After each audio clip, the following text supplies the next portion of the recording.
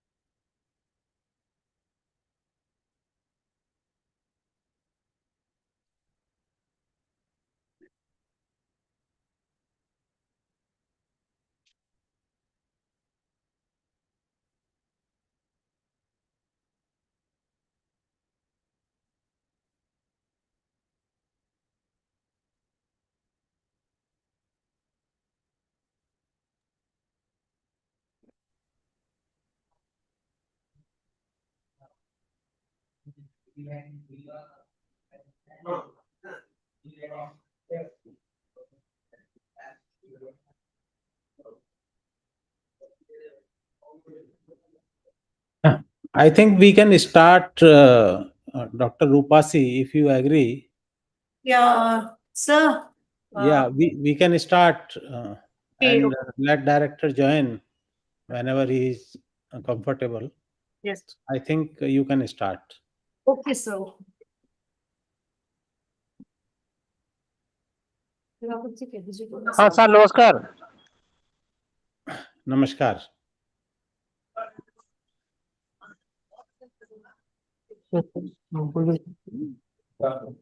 A very warm good morning to the August gathering, and it gives me immense pleasure to extend a cordial welcome to Sri Suresh Kumar Vasist, IAS Principal Secretary Fisheries Department, Government of India, who has very kindly consented to grace the inaugural session of today's interface meet as a chief guest.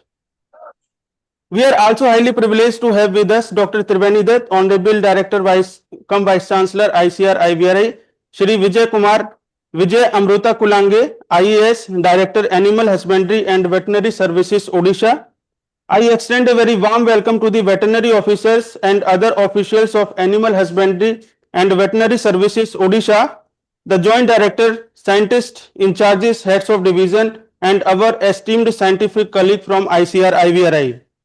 This program has been thoughtfully designed to provide a common platform for the researchers, extension functionaries, and field level stakeholders to interact, exchange experiences, and deliberate on effective strategies for improving animal health and livestock productivity. Your presence today truly reflects our collective commitment towards strengthening the livestock sector and ensuring sustainable benefit to our farmers. We are deeply honored by the participation of our distinguished guests and experts whose guidance and insight will greatly enrich today's deliberation. We also warmly welcome all delegates and participants and look forward to a meaningful, interactive, and outcome-oriented session. Once again, I extend a heartfelt welcome to everyone and request your active participation in making this program a successful event. With this, let us begin today's program on an inspiring note of ICR song.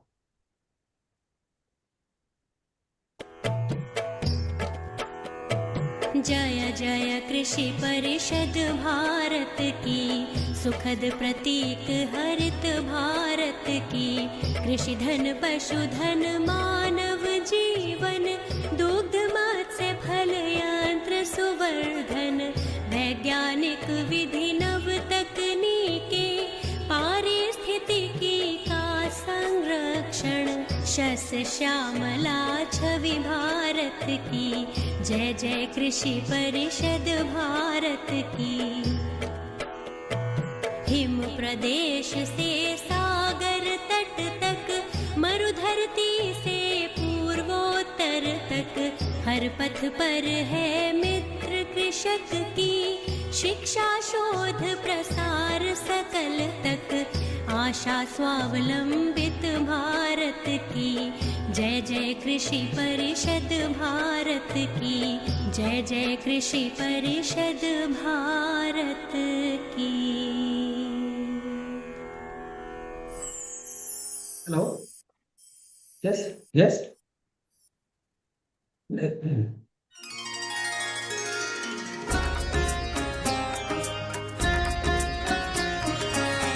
मानव प्रिय कृषि सहचर हित रहे, जय हो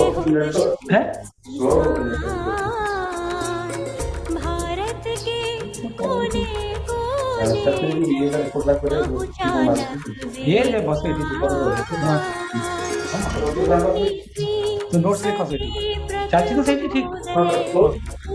मुक्तेश्वर नव आलय, इज्जत नगर बना मुख्यालय। अभिनव अनुसंधान बना विश्वविद्यालय। शिक्षण शोध चिकित्सा पशु संवर्धन।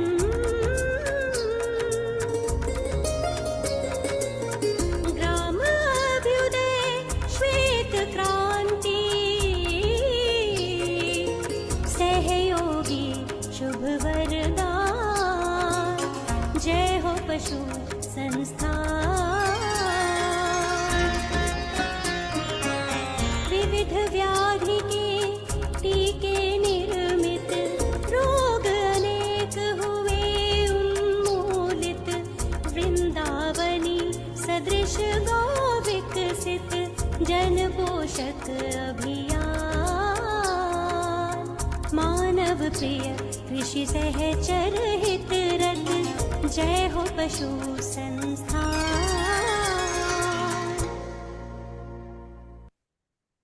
I now have the honor of inviting Dr. Roopsi Tiwari, Joint Director, Extension Education IVRI, to deliver the formal address and present overview of this interface meet.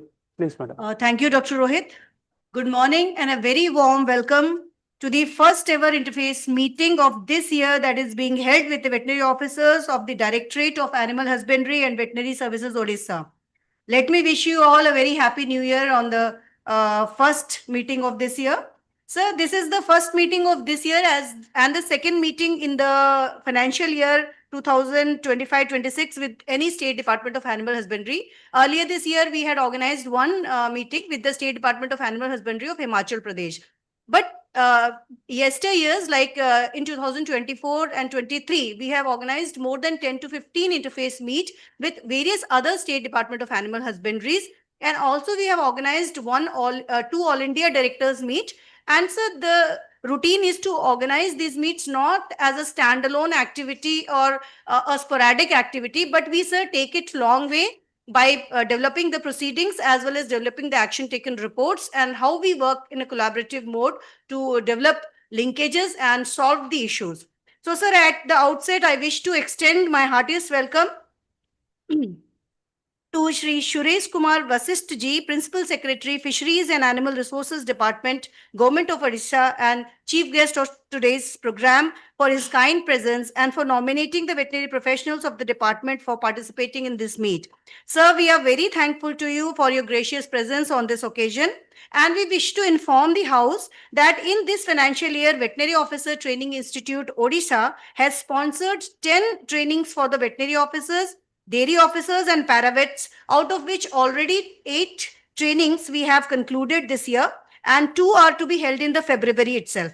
So we sincerely thank you, sir, for sponsoring such a large number of trainings. In fact, this is the first ever time that sponsored trainings in such a large number have been sponsored by one single state. This is showing the commitment of Odisha government towards competency building of their veterinary professionals for improving the animal husbandry and the veterinary services of the state. Sir, we also look forward to a very strong linkage with the Animal Husbandry Department of Odisha and all future programs also.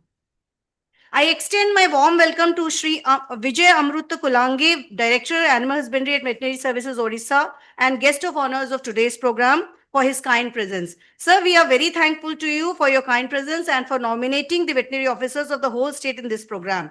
Sir, more than 500 veterinary officers registered in this program, and right now, sir, 200 have already joined, and I expect that they will all be joining in the course of time in this program. And we extend our heartfelt thanks to you, sir, for identifying our institute for competency building of your professionals of your state. And we look forward to future collaborative programs in coming years. We extend our wholehearted welcome to Dr. Triveni Dutt, sir. Actually, he was on tour and he recently has come back. So he is joining, or maybe he has joined virtually. I extend him actually a great welcome. Actually, he is the basic motivating force behind organizing these interface meets. He was the one who started these in 2009. And after that, sir, regularly we have been doing this and generating our researchable issues based on the needs of the state government and also developing collaborative competency building programs with them. A warm welcome to our joint directors, Dr. S.K. Singh, Joint Director Research, who is also joined online because he was on tour yesterday and he is right now traveling back to IVRI. Or Dr. S.K. Mendiratta, sir, who is Joint Director Academics as well as the Dean of the IVRI, and he is present with us.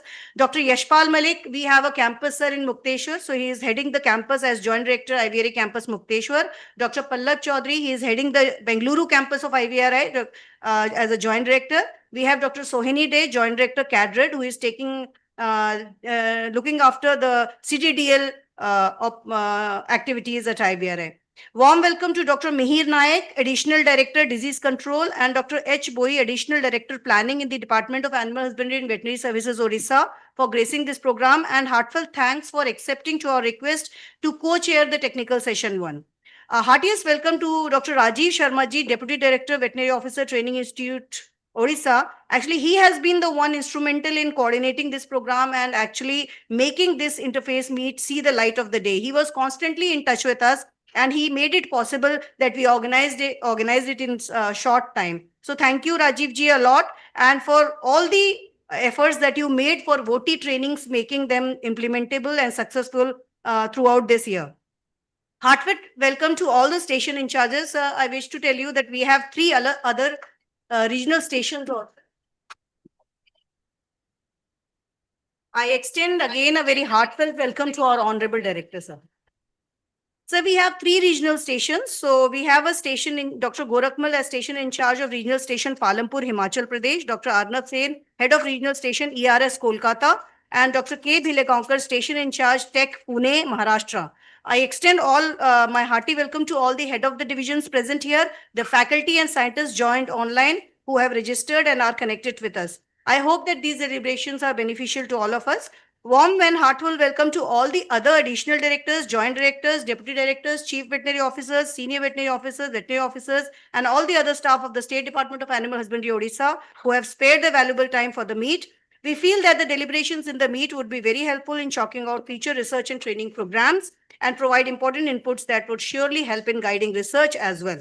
Last but not the least, a warm welcome to the chairpersons, co-chairpersons, rapporteurs, speakers, and the coordinators of the technical session, which will be held just after the inaugural program. Now, about the workshop and the interface meet. So this is the one of the most important activity of IVRI taking up as an extension program since 2009. Last year, we have organized around 14 interface meet with just not with the Animal Husbandry Department, but also with industries, Krishi Vigyan Kendras and Ataris. These meets have led to the generation of a large number of researchable issues and requirements of the State Department of Animal Husbandry in terms of technologies and trainings.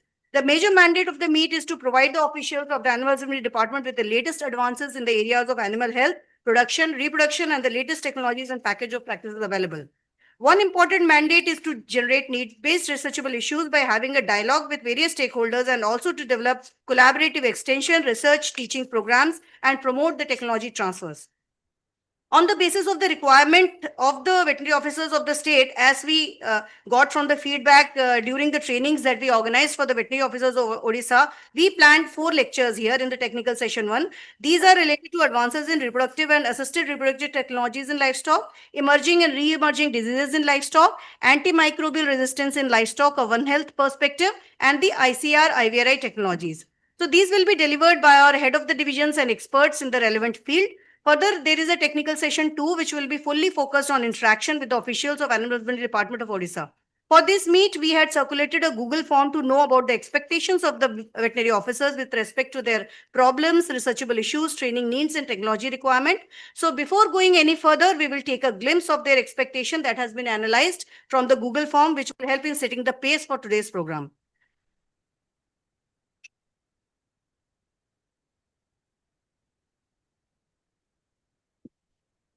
Next slide, please. Yes, take it. So, sir, we analyzed this yesterday evening. Till that time, we had only 436 registrations, but now the registrations have crossed. But already the trend in the analytics we have now, so we can show it. Yeah.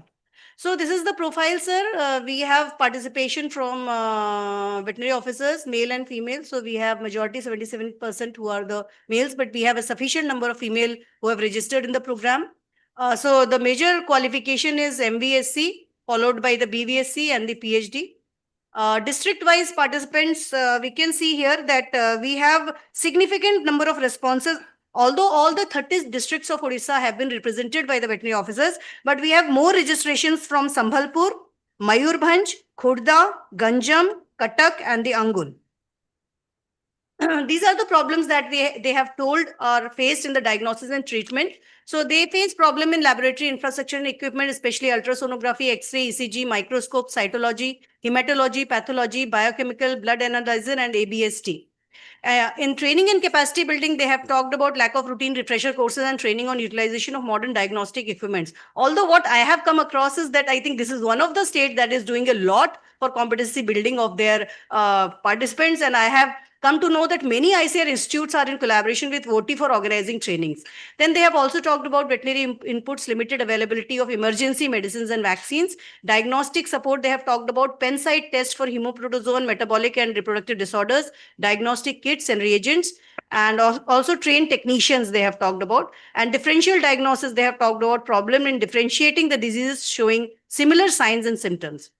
When we have asked what is your most significant problem of livestock in your region, so they have told that most important and most frequent answer that has been told by most of them is reproductive problems, which include silent heat, repeat breeding, retention of placenta, prolapse, infertility, poor AI's artificial insemination success, delayed puberty, dystocia, endometritis, mastitis complex. In the infectious diseases, talk about foot and mouth disease, lumpy skin disease, PPR, anthrax, avian influenza, and sporadic cases, and parvovirus. In feed, fodder, and management issues, they have talked about shortage of green fodder, dependence on paddy straw, and poor quality feed, low productivity of nondescript animals. In production and metabolic disease, they have talked about mastitis, problems of ketosis, milk fever, Downer cow syndrome, hypomagnesemia, and acidosis, etc. And in hemoprotozoan and parasitic disease, they talked about high prevalence of theileriosis, babesiosis, trypanosomosis, tick-borne and parasitic infestation, mainly because of the hot and humid climate of Odisha. Other problems they talked about were related to flood, stress, water scarcity, and climate changes, and wild animal attack to the livestock. In the technology requirements for veterinary officers, they have talked about portable diagnostic infrastructure. They require diagnostic imaging, all sorts of portable machines. Telemedicine consultancy infrastructure they require cold storage facility for medicine, vaccines. They require rapid field kits and common reagents for blood, glucose, ketone bodies, protein, pH, and toxicological analysis. They want digital record keeping systems, e-inventory management for medicine and vaccines, and they require advanced surgery tools and techniques like minimally invasive surgical techniques or specialized orthopedic procedure in large animals. In technology requirement for animal farmers, we have asked what your farmers need. So this is what they responded. Main and highest demand was for nutrition, feeding, and fodder management technologies like silage making, fodder cultivation, total mixed ration preparation, balanced feeding, ration balancing, low-cost feeding strategies, use of agricultural byproducts as feed, prevention of metabolic disease, repeat breeding, and mastitis. Then in rapid low-cost diagnostic kits at farmers level, they have demanded non-invasive early pregnancy diagnosis kit, heat detection kits, neck band sensors, estrus detection tools, California mastitis test kits, milk fat and SNF analyzers, hemoglobin kits, Rothera ketosis strips, basic metabolic disease test kits, affordable doorstep diagnostic tools near village and block level. And they have also talked about artificial insemination and reproductive management for farmers, especially proper AI techniques and heat synchronization, pregnancy diagnosis at farmers level, management of pregnant animals and breeding records, prevention and management of repeat breeding. These are few others. They have talked about digital extension services they want for their farmers, especially mobile apps that are in Odia language, and providing disease advisory and farmer veterinary communication also in Odia, weather and climate alerts, market price information, artificial insemination reminders and preventive health alerts, disease access to diagnostic reports and farm records, AI-assisted herd health monitoring and behavior tracking. They have also talked about farmers' awareness and training and capacity building, especially in balanced feeding and scientific animal husbandry, early disease symptoms, risk of quackery and indiscriminate antibiotic use, importance of diagnostic testing and vaccination, first aid, ethno-veterinary practices, on-farm demonstrations, WhatsApp advisory, and also efficient cow dung utilization by making vermicompost and biogas. They have also talked about modern dairy and livestock management like milking machines, automated feeding, manual systems, precision livestock farming, housing designs, effective low input and high output models, value addition of livestock products, and marketing awareness. When we asked in which areas you require training, so these are the emerging areas that they talked about: imaging and instrument-based diagnosis, ultrasonography, reproductive and general, radiography, X-ray, ECG, endoscopy, interpretation of imaging for fertility, fractures, and soft tissue diseases, operation and maintenance of advanced diagnostic machines. Then they talked about field-level disease diagnosis and pathology, practical on-site diagnosis using portable tools, differential diagnosis of metabolic protozoan and infectious diseases, blood protozoan disease diagnosis, confirmatory diagnosis under field condition, post-mortem and clinical pathology. In modern diagnostic and laboratory technologies, they have talked about advanced disease diagnosis techniques, antimicrobial resistance, disease surveillance, outbreak investigation, and zoonosis. In gynecology, obstetrics, and breeding management, they have talked about advanced veterinary gynecology and obstetrics, repeat breeding, anestrus and infertility management, pregnancy diagnosis, perlectal palpation, artificial insemination, embryo transfer technology, and IVF.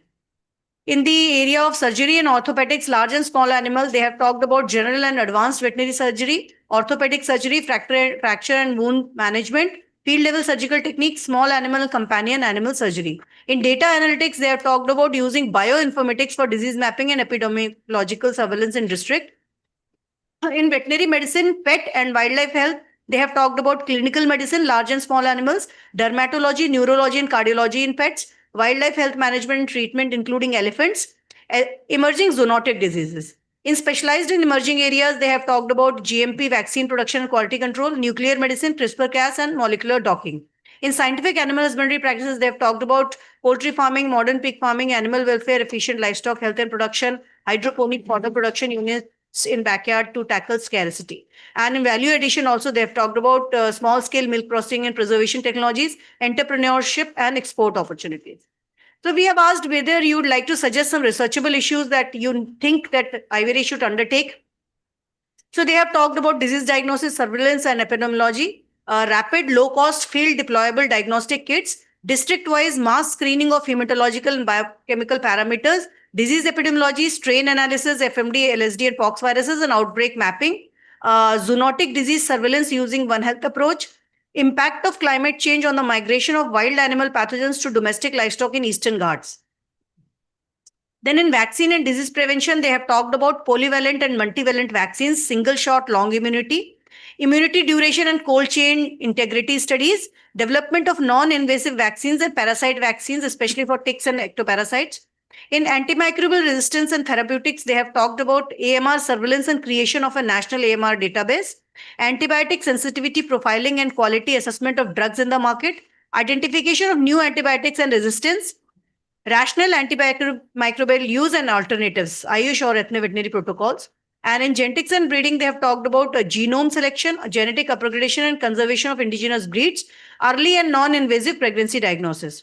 In nutrition, feed and climate resilient livestock systems, they have talked about area-specific mineral deficiency mapping in the state, cost-effective nutritional enrichment and fodder development in the dryland areas, reduction in cost of production, especially in dairy and piggery, especially in the case of feed, sustainable nutrition practices in methane and GHG mitigation, and technology, welfare, and health system research. They have talked about artificial intelligence, IoT, and digital platforms for disease surveillance and televeterinary care, smart diagnostic devices, portable kits, smart Travis, vital monitoring, and animal welfare and behavior management.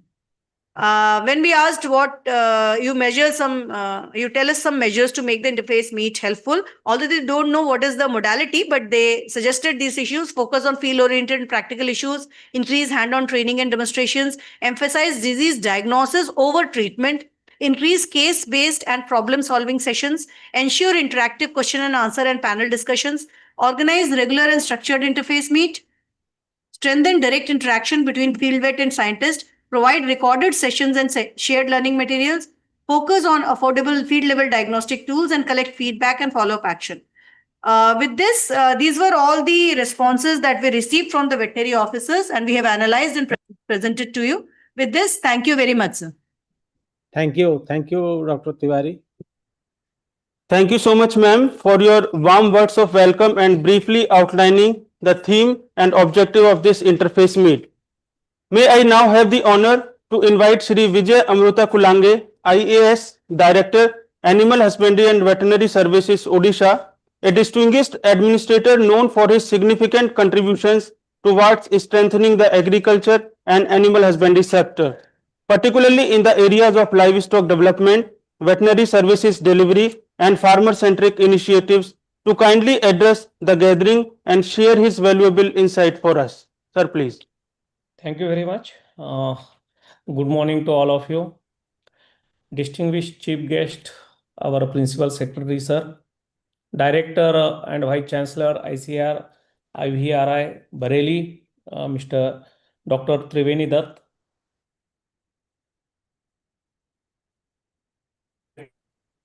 our veterinary colleagues, my officials, good morning to all of you and Happy New Year to all of you. And just I listen, Dr. Rupasi, you have elaborated and explained the requirements of our state. I think there is nothing to say from my side, as I am a very non-technical person in this sector. So I will be preferred on listening more. But just I want to tell one thing: our government and especially Honorable Chief Minister has emphasized to empower our animal husbandry sector by all means, especially infrastructure, machineries, equipments at ground level, how to help to our starting from livestock inspector to our veterinary doctors, all type of equipment like analyzing machines, medicines, and other veterinary services. So I think this meeting will be very helpful, this interface meeting advance how we can have proactive approach in animal disease diagnosis and other vaccine production, yeah, other medicines and new practices especially, and taking care of all these climate, our ecosystem, our native breed.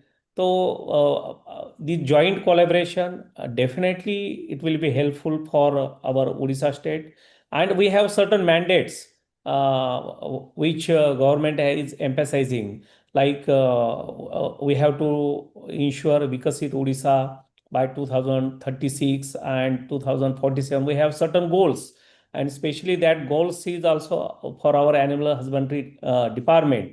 And to achieve those goals and to empower our farmers in dairy sector, in poultry sector, small animals, and other animal related things.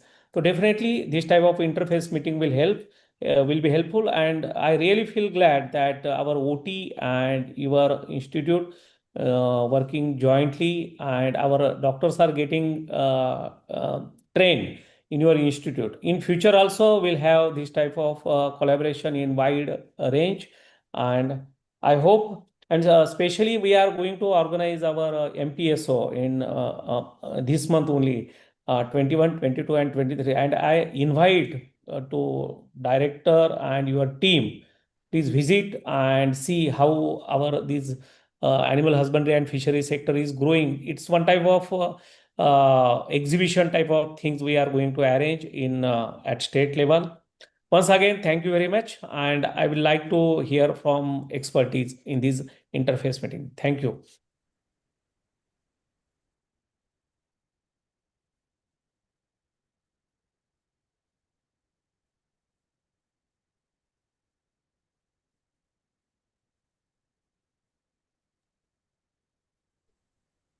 Thank you very much, sir, for your insightful address and for sharing your valuable perspective on strengthening animal husbandry and veterinary services in your state. Now, with utmost respect and humility, I invite Dr. Triveni Dutt, Honorable Director cum Vice Chancellor, ICR IVRI, to share his valued remarks and vision regarding today's interface meet. Sir, may I kindly request to address the gathering, please. Thank you, Dr. Rohit Kumar. A very good morning to all of you. Sri Suresh Kumar Basist ji, Honorable Principal Secretary, Fishery and ARD Department, Government of Odisha. Sri Vijay Amrutaga Kulange, Honorable Director, Animal Husbandry and Veterinary Services. Senior officials joined online from the various places of the Odisha. Joint Director colleagues of IVRI deemed university, and our senior officials joined from various regional stations and campuses. A very good morning to all of you. First of all, I am extremely grateful to the government of Odisha for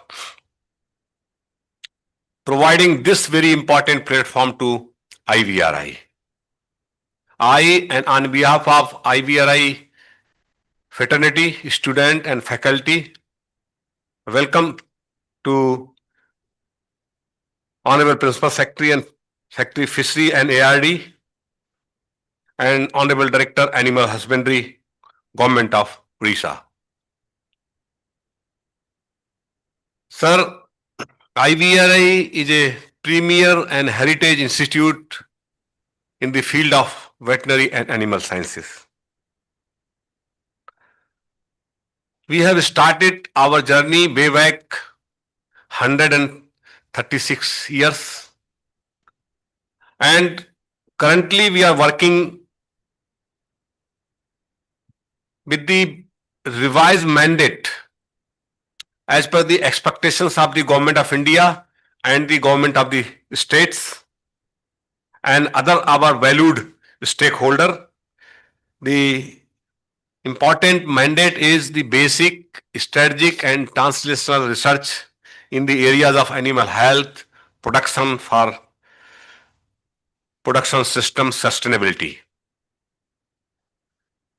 We are also have been given the status of the deemed university during 1983. The main focus of the deemed university to develop human resources in the areas of veterinary and animal sciences in various sectors of animal husbandry. And other very important activity is the dissemination of research and innovations technologies through various our important platforms. We are also maintaining 14 important germplasm of the country, wherein we are maintaining a total number of 2,000 animals for genetic improvement of various germplasm. The training and capacity building is our also a prime mandate. And other important mandate like diagnostics, referral services, wildlife health management, and quality control testing of veterinary biologicals, which we will be discussed in detail in due course of time. So during our 135 years of glorious journey, we have developed 50 plus immunologicals, and Government of India have recognized the institute contributions by issuing the special postal cover and stamps on 9th December 2014.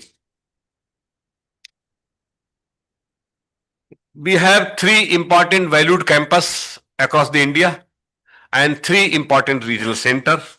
These all campuses and regional centers working with the national mandates, regional mandate as per the expectations of the region and the Government of India. Since the the important mandate is the human resource development of IVRI, in line of this, our 4 valued campuses and regional centers have been upgraded as a independent institutes, and the important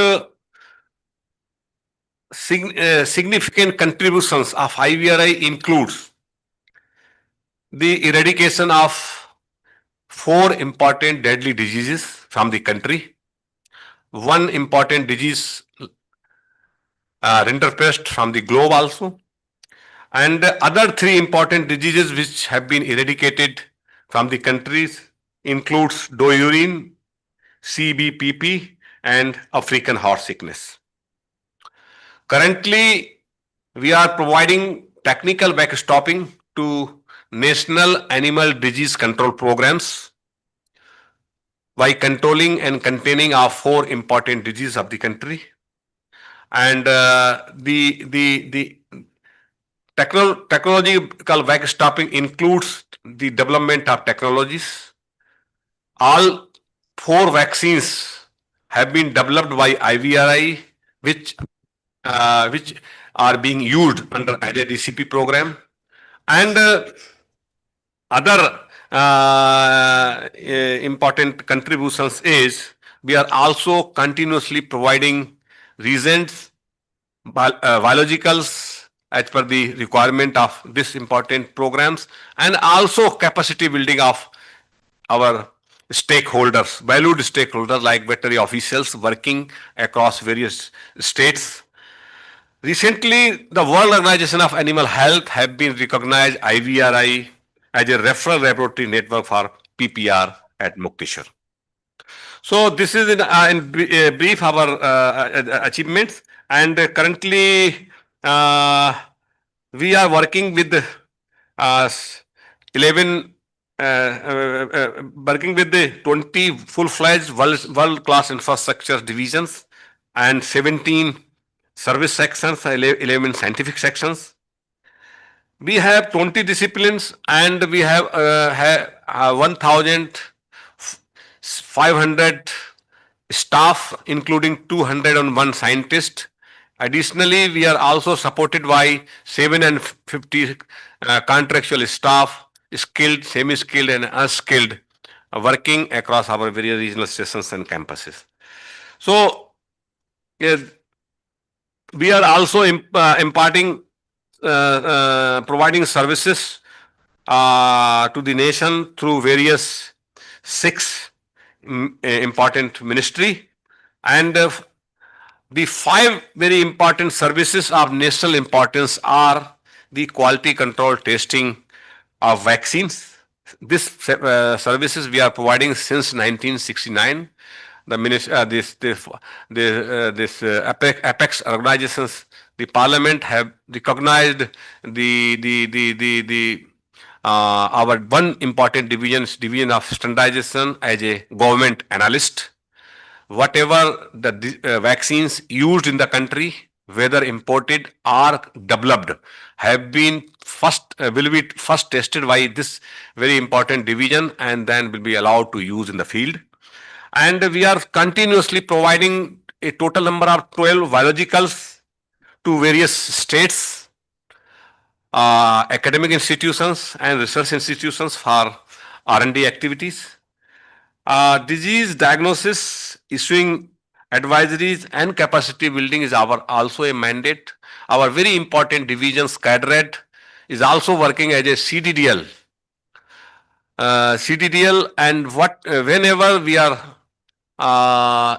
receiving any kind of outbreak in the livestock, our priority to attend immediately and provide the diagnosis and issuing the necessary advisory to the states.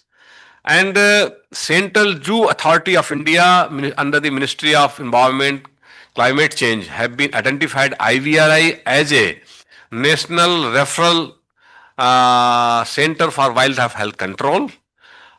Through this Center for Wildlife, we are providing various kind of protection and health management services to the wild animals.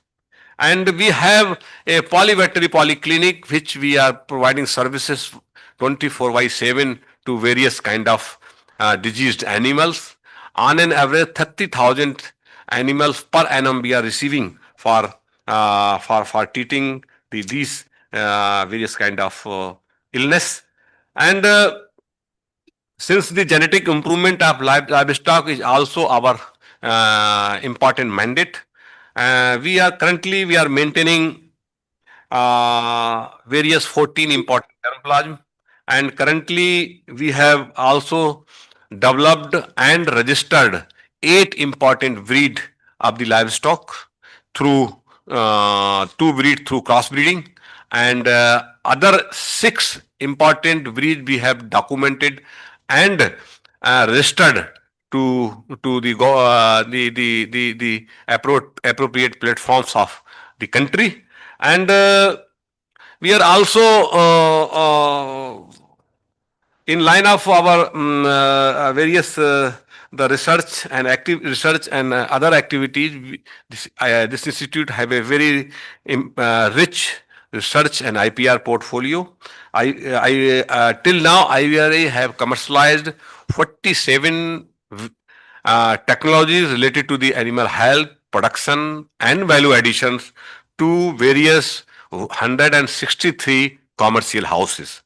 Out of these 47 technologies which we have commercialized, 13 technologies are related to the vaccine.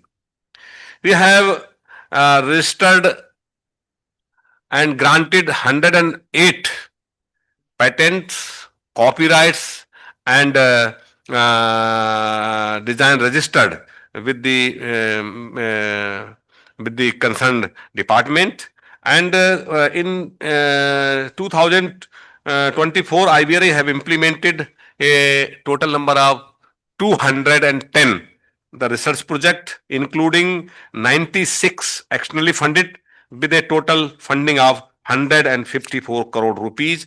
We have a very rich publication portfolio. In 2025, we have published 310 our research papers with an overall average 2.47 impact factor per publications. So this is our, in brief, the research, IPR and technology portfolio of IVRI. And outreach, community outreach also is our prime mandate. During 2025, we have organized a total number of 1,600 community outreach program covering 1.5 lakhs beneficiaries. And we have a beautiful startup, AVI and startup ecosystem, wherein we have developed 40 startup and 238 entrepreneurs. Our 40 startup on board of IVRI, and we are continuously supporting startup and entrepreneurs. Since this education academic activities is our very prime mandate, and we are imparting UG and PG program in various 43 academic disciplines. And in line of National Education Policy 2020, we have also integrated our veterinary education with the vocational educations. And in tune of NEP 2020, we have introduced 90 very important courses, including 22 national diploma and 68 vocational and other important certificate courses, which are really giving. And currently we have the student capacity. We have around 510 student capacity for UG and PG programs, and we have currently student on roll 900. And the very important vertical of UGC, namely NAC, have scored IVRA deemed university as A++ NAC accreditation. Recently, we have received in this year only, we have received NAC A++ scoring from the UGC, and till now we have awarded a total number of 6,000 degrees with 100% placement. So this is in brief our the portfolio of IVRI, and this important platforms, we are really grateful to the government of Odisha for providing the important opportunity to interact with the officials working in the field. Actually, this interface meeting with the veterinary officials is our regular mandate, and across the various states we are regularly organizing this interface meeting. This interface meeting is very important for the IVRI, not for only the enhancing or strengthening the linkages with the state, but we are, whenever we are organizing these type of interface, we captured the researchable issues and the issues related to the capacity building of our valued human resources working for the improvement of the livestock owners across the state. Whenever we are capturing any researchable issues, we immediate start working on the issues which we have recorded, and in the next interface we used to provide the action taking report. Whatever the feedback which we have received from the government, we used to prepare our researchable agenda. And the second very important necessary the requirement for IVRI, this whenever we are talking with our the valued stakeholder, we used to receive the feedback of our technologies which we have developed in the past across 135 years. So this feedback of technology is very important for us, and the requirement of the state is very important for us, and the as per the requirement developing researchable agenda is our important mandate of this very important platform. And uh, we always welcome to interact physically also, and as has been stated by honorable directors that that whenever we find opportunity to work physically or to interact physically with the state, we immediately avail the opportunity to interact with the officials, because state department and more important is our valued veterinary officials working in the field is our important human resources. So upskilling and knowledge updation of our the officials working in the field is utmost important nowadays. Currently, a lot of in technologies and a lot of information have been generated by various institutions, various organizations. At least these innovations and technologies must reach to the state line department or our officials working across the states. So this is our in brief mandate and of organizing the interfaith meet. And with this brief, I am really extremely grateful to the government of Odisha, especially Honorable Principal Secretary, Government Odisha, Sri Suresh Kumar Vasisht ji, and Honorable Director of Animal Husbandry for sparing their valuable time for this very important activity. With this remark, I am really thankful to all of you. Thank you very much. Thank you. Thank you very much, sir, for your inspiring words, insightful reflection, and visionary guidance. It is a matter of great pleasure to have the charismatic presence of today's chief guest, Sri Suresh Kumar Vasisht ji, IAS, Principal Secretary, Fishery and Animal Resource Development Department. His milestone efforts in strengthening the animal husbandry sector through policy-driven livestock development, improvement of veterinary healthcare delivery systems, disease prevention and control strategies, breed improvement programs, and capacity building of veterinary institutions have significantly enhanced the productivity. Sir, we feel privileged to have you here and request you for your address, please. Thank you. Thank you so much. Good morning to all of you. Wish you all a very happy and prosperous New Year 2026. Respected Dr. Triveni Dutt, Director and Vice Chancellor of the IVRI, Dr. Rupasi Tiwari, Dr. Yashpal Malik, Dr. Suman, and I can also see Dr. Viswas from Kolkata, and Dr. Mehdi Ratta, all the senior officers of your institute, and all the heads of your regional institutes, our director, Mr. Vijay, and our senior officers who are participating in this interactive workshop. Let me congratulate IVRI and our Veterinary Officers Training Institute for this collaboration.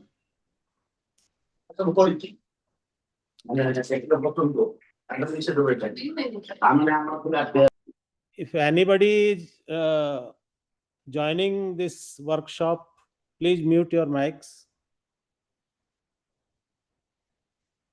So, I am especially thankful to Dr. Rupasi Tiwari, who has extensively and comprehensively presented the problems and solutions based upon the feedback from our officers. You might have seen that in last 2-3 years our uh, training batches have increased in your institute. Am I audible? Yes, sir. Audible, sir. Okay. So this is because the focus of the Odisha government is on these two sunrise sectors. As you may be knowing, fisheries and animal husbandry are called sunrise sectors, and Odisha is one of the sunrise states. Last year, the new government introduced a very ambitious scheme, Mukhyamantri Kamdhenu Yojana, under which several components have been taken up. One of which is, as Dr. Rupasi in her presentation was mentioning, availability of fodder, availability of required equipments, training and capacity building, focus on milk production, etc. And all the officers who are present in this workshop are also aware that Odisha is way behind other states. Though our cattle population is 1 crore, but we are at number 10 in terms of production, productivity, and other parameters. So we want to enhance this with your help. Earlier, we knew Bareilly for two things only. Bareilly ke Baans and a very famous Bollywood song you might be knowing. After my joining in 2022, I came to know about your institute, and we decided that we should have partnership with your institute, and with the active participation of your officers and our officers, we have done so many research, so many training sessions. That's a very positive sign for the collaboration.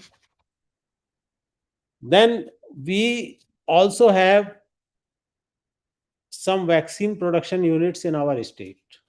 So as Dr. Dutt was mentioning, that they have a quality control vertical in their university. So we can take help of that university vertical to also analyze the vaccine production and vaccine quality in our state. We'll be very happy for that. And regarding all the problems which were shown, let me assure you that Odisha government is working on each of the problem. It may take some time to see the results, but we have rightfully, with the help of ICAR institutes across the country, identified the problems, probable solutions. And I am also very happy that a sort of roadmap has been presented by the IVRI for the state, what we are supposed to do, how we are supposed to go ahead in future. and the advanced technologies which IVRI has developed, we would like to take advantage of all those technologies. I'll request my officers, senior officers are here, they are participating, to take help from your verticals, from your regional centers, from your experts. And we also take pride that we are now concentrating on capacity building of our officers, starting from paravet to the senior doctors. We are taking training capacity building programs not only with IVRI but with Mathura Institute, Goat Institute, with Uttarakhand, with Tamil Nadu, with Assam government. So we are trying to find out how best we can align our schemes with the national goals and goal of Viksit Bharat in 2047. You'll be happy to know that Odisha will be completing 100 years of its inception in 2036. So in that sense, if I say that IVRI is older than Odisha state also, your institute is 106 years old, while we will be completing 100 years in 2036. So our goal is to make Odisha Viksit and Atmanirbhar in most of the parameters in animal health sector. As I mentioned earlier, we have a very ambitious scheme started last year and we are getting very good results. Apart from that, Odisha government is also encouraging entrepreneurship in this sector. We have another very popular scheme, Mukhyamantri Krishi Udyog Yojana, which is helping the entrepreneurs in the animal husbandry sector. I am very happy to note that all the senior officers from IVRI are present in this workshop and there will be technical sessions. Our officers will be asking questions, they will be participating. They will not only be participating but giving suggestions, taking some lessons from the technical sessions,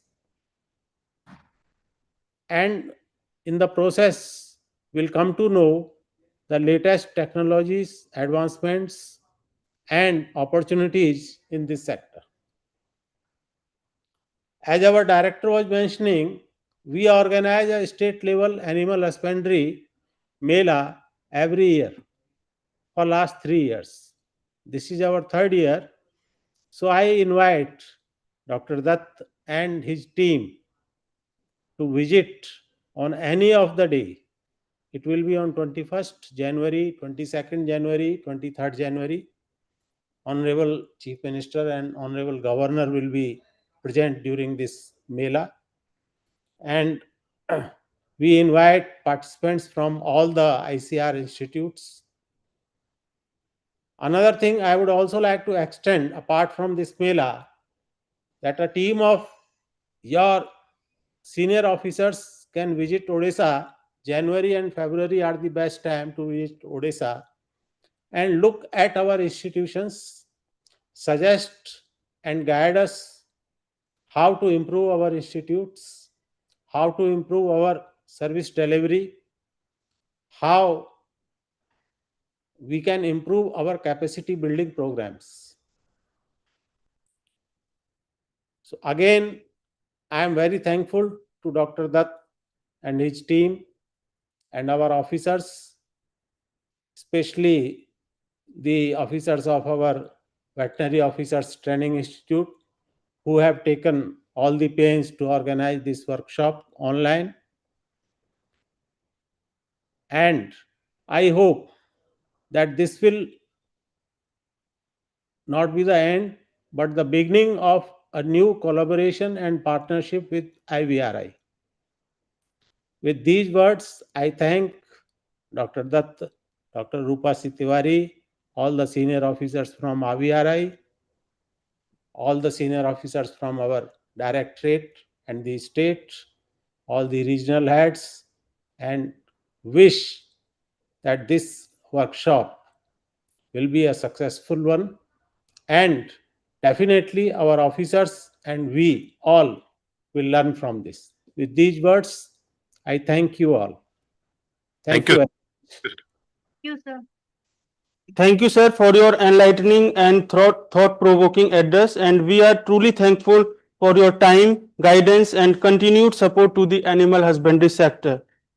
So now we have now reached to the end of this today's inaugural program, and before starting the technical session 1, I would like to extend my sincere vote of thanks to the chief guest of today's program, Honorable Shri Suresh Kumar Vasisht, IAS Principal Secretary, Fishery and Animal Resource Development Department, Government of India, Director cum Vice Chancellor IVRI, Dr. Triveni Dutt sir, Shri Vijay Amruta Kulange, IAS, Director Animal Husbandry and Veterinary Services, Odisha, veterinary officers and other officials of Animal Husbandry and Veterinary Services, Odisha, joint directors, station in charges, heads of division and scientists from IVRI. Thank you one and all. So if you permit, sir, we can start technical Thank session. you. Thank you very much. Thank you all. Yes, sir. Thank you, sir.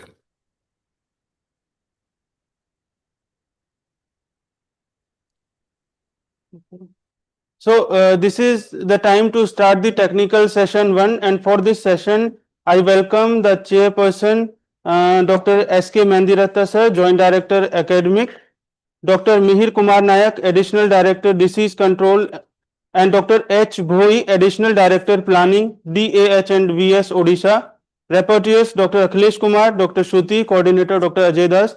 And to commence this session, I hand over the proceedings to the Joint Director Academic, Dr. S.K. Mandiratta sir. Thank you, Dr. Rohit. So most respected Director cum Vice Chancellor Dr. Triveni Dutt sir, Principal Secretary, Fisheries and AHD Department, Government of Odisha, Shri Suresh Kumar Vasisht, Shri Vijay Amruta Kulage, IAS Director Animal Husbandry, all my senior colleagues from Odisha. So I welcome you all in this technical session. So as briefed by Honorable Director Sir and Honorable Principal Secretary, that Odisha is a sunrise state and animal husbandry is a sunrise sector. So it has been truly said, because in all other states like in Haryana and Punjab, the growth potential has been a little bit slowed down. But in Odisha, still that animal husbandry sector is in the fast growing state. So there are that all that rural economy, Odisha is a rural economy based state, and it has many native breeds and they are adapted to the local condition for the cattle, goat, sheep. But the challenges are like low productivity, repeat breeding, then health management. So as briefed by Dr. Rupsi. So, and further at national level, the contribution of livestock sector in the agriculture GDP is around 25 to 30%. But in Odisha state, it is hardly 10 to 15%. So there is a lot of scope is there to improve the productivity of livestock in the Odisha state. So in this technical session, so we will be having 4 lectures. So one by Dr. M.H. Khan, then Dr. Rajak, K.K. Rajak, then Dr. Smiran Bandyopadhyay and Dr. Bablu Kumar. So each speaker will be having 5 minutes for presentation. Then we will have the discussion or interactive section. So without taking much time, so if my co-chair like Dr. Mihir Kumar Nayak or Dr. H. Bhoi, if they want to give any initial remarks on this, so they are most welcome. Dr. Mihir Kumar Nayak, please, if you want to give any initial remarks. Dr. Mihir Kumar Nayak, Additional Director, Disease Control.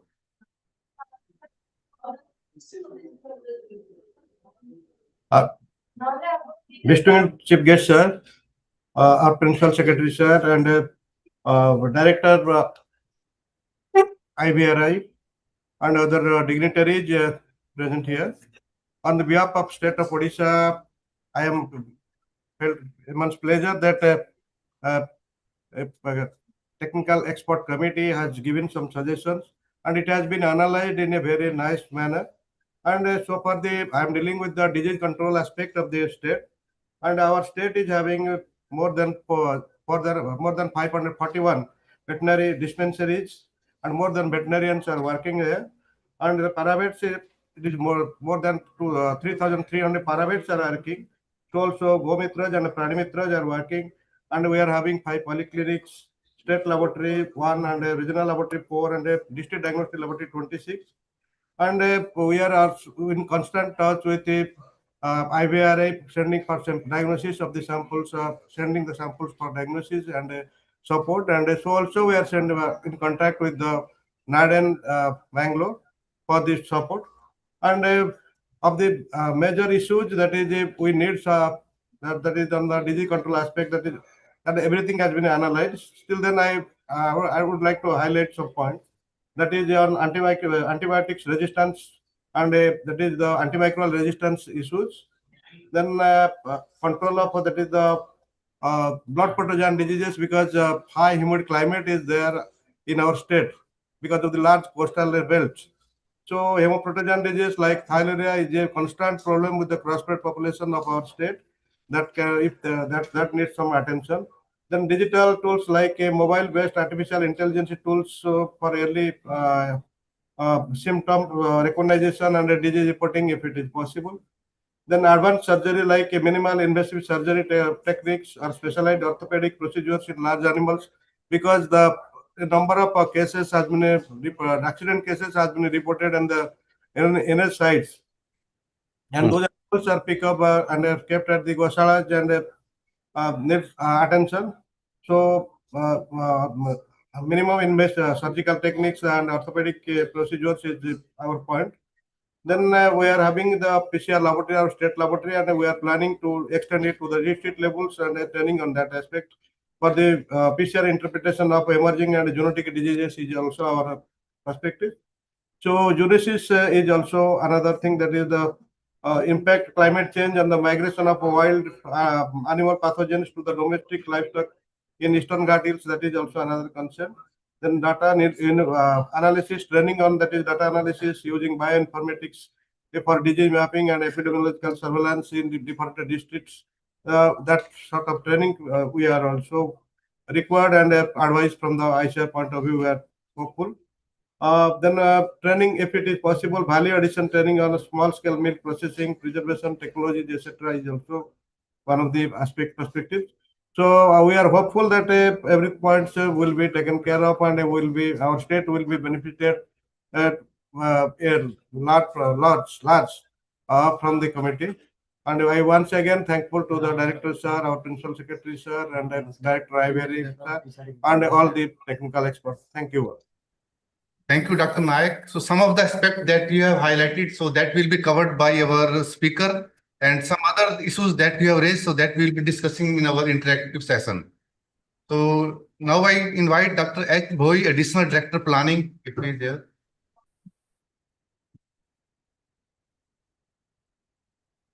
Dr. H. Bhoi, Additional Director Planning.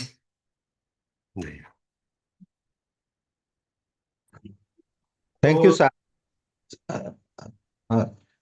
Yes, please, sir.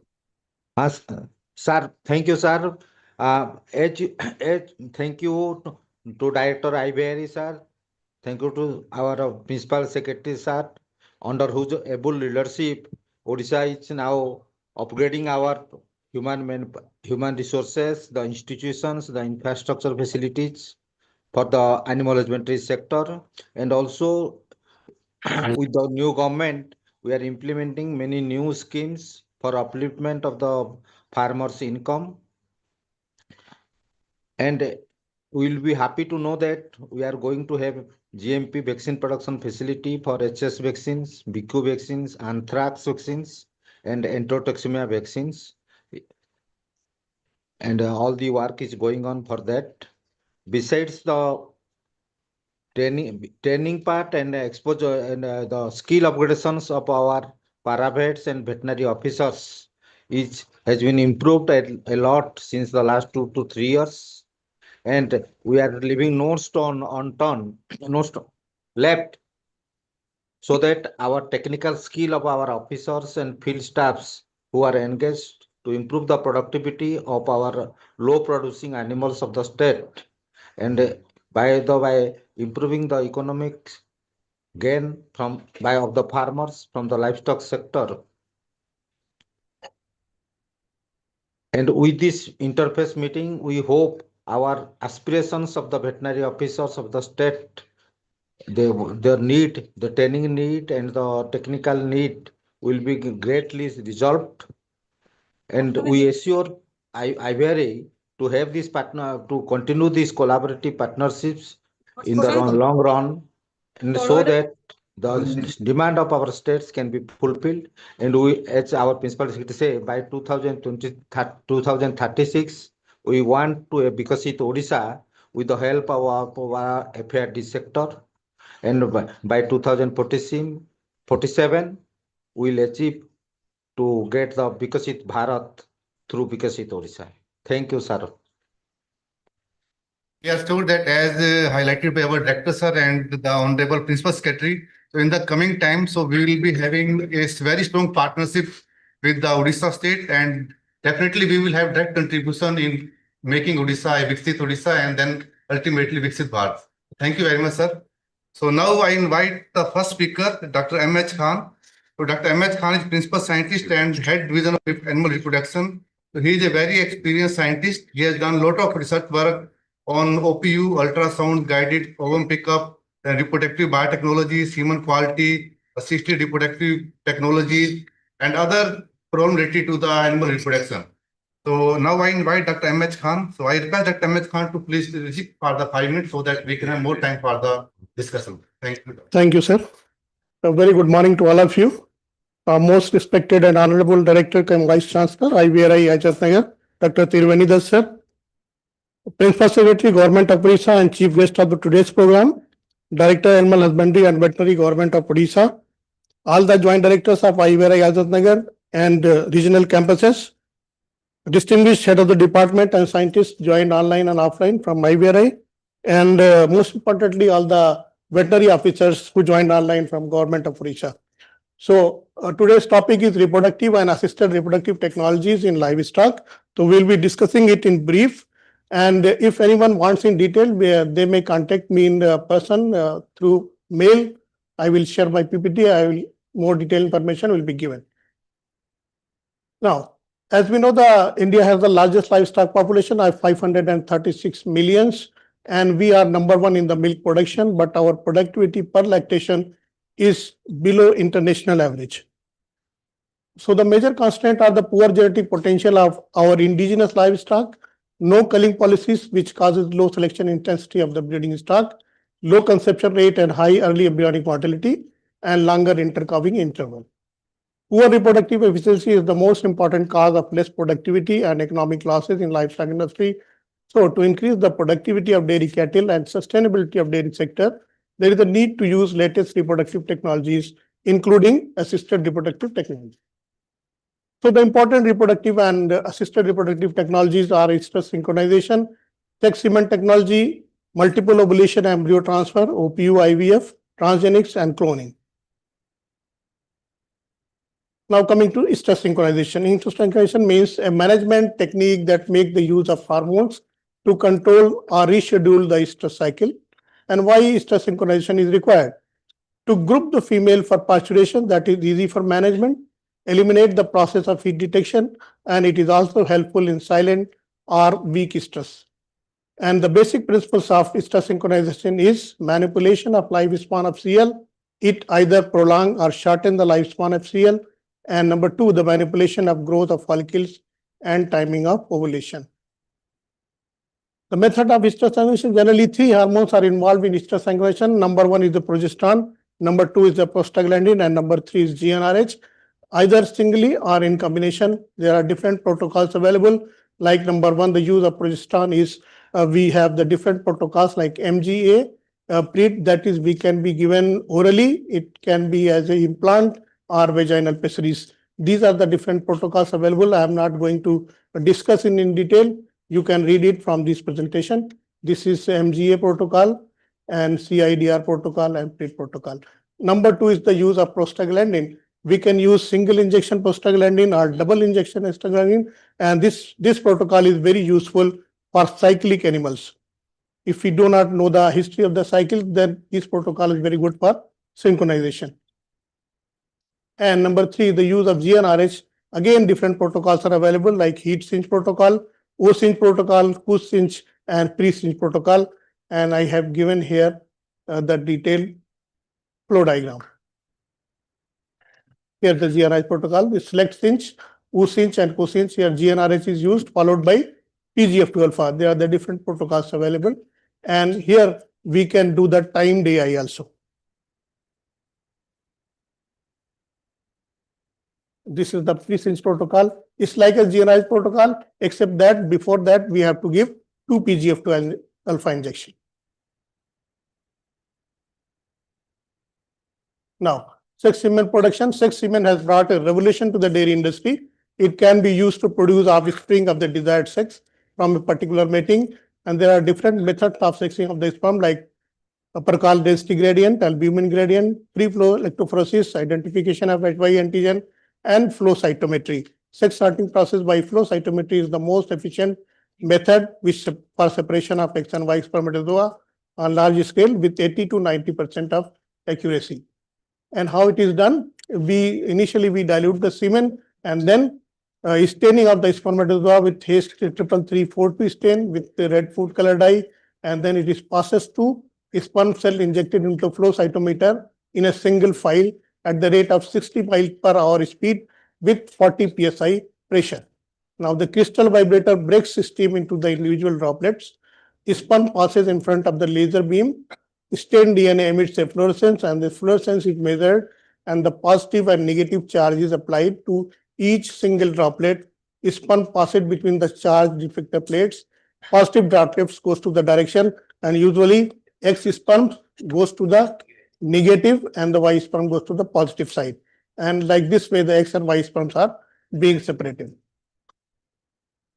Assisted reproductive technology, the technique that manipulates the reproductive related events and structures to achieve pregnancy with the final goal of producing healthy offspring in the bovine female. And these are advantages of the ART is to increase the selection intensity of breeding stock, and more calf per cow can be developed, and faster propagation of the male and female with superior traits, reduced generation interval, ex situ conservation of germ plasm, and it also causes lower disease transmission across the nation. Now the MOET, multiple ovulation and embryo transfer. Traditionally, a cow produces only one calf per year, but MOET allows the production of many offspring within a year from a single cow. Usually 12 to 20 number of calves can be produced from the single donor. Genetic potential of both male and female are exploited, and increased genetic potential of the herd in a relatively short period of time can be achieved through MOET. Increased milk production in dairy herds. Frozen embryos can be shipped almost everywhere across the globe and can preserve superior genetics for future generations.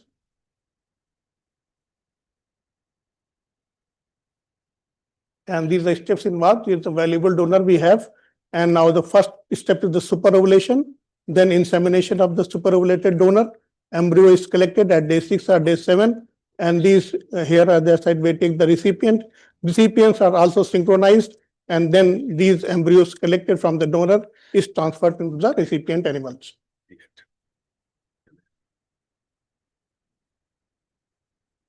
This is the protocol available, and we can use the hormone either FSH or PMSG, but FSH is more common. We 4-day protocol we follow in a tapering doses. These are some pictures of the different days of the day 1, day of PGF12 alpha injection, day of superovulation, and day of flushing. You can see the number of follicles growing and then flushing. Here, these are some photographs for flushing of the embryos, searching of the embryos, and then finally transferring of the embryos into the recipients at IVRI.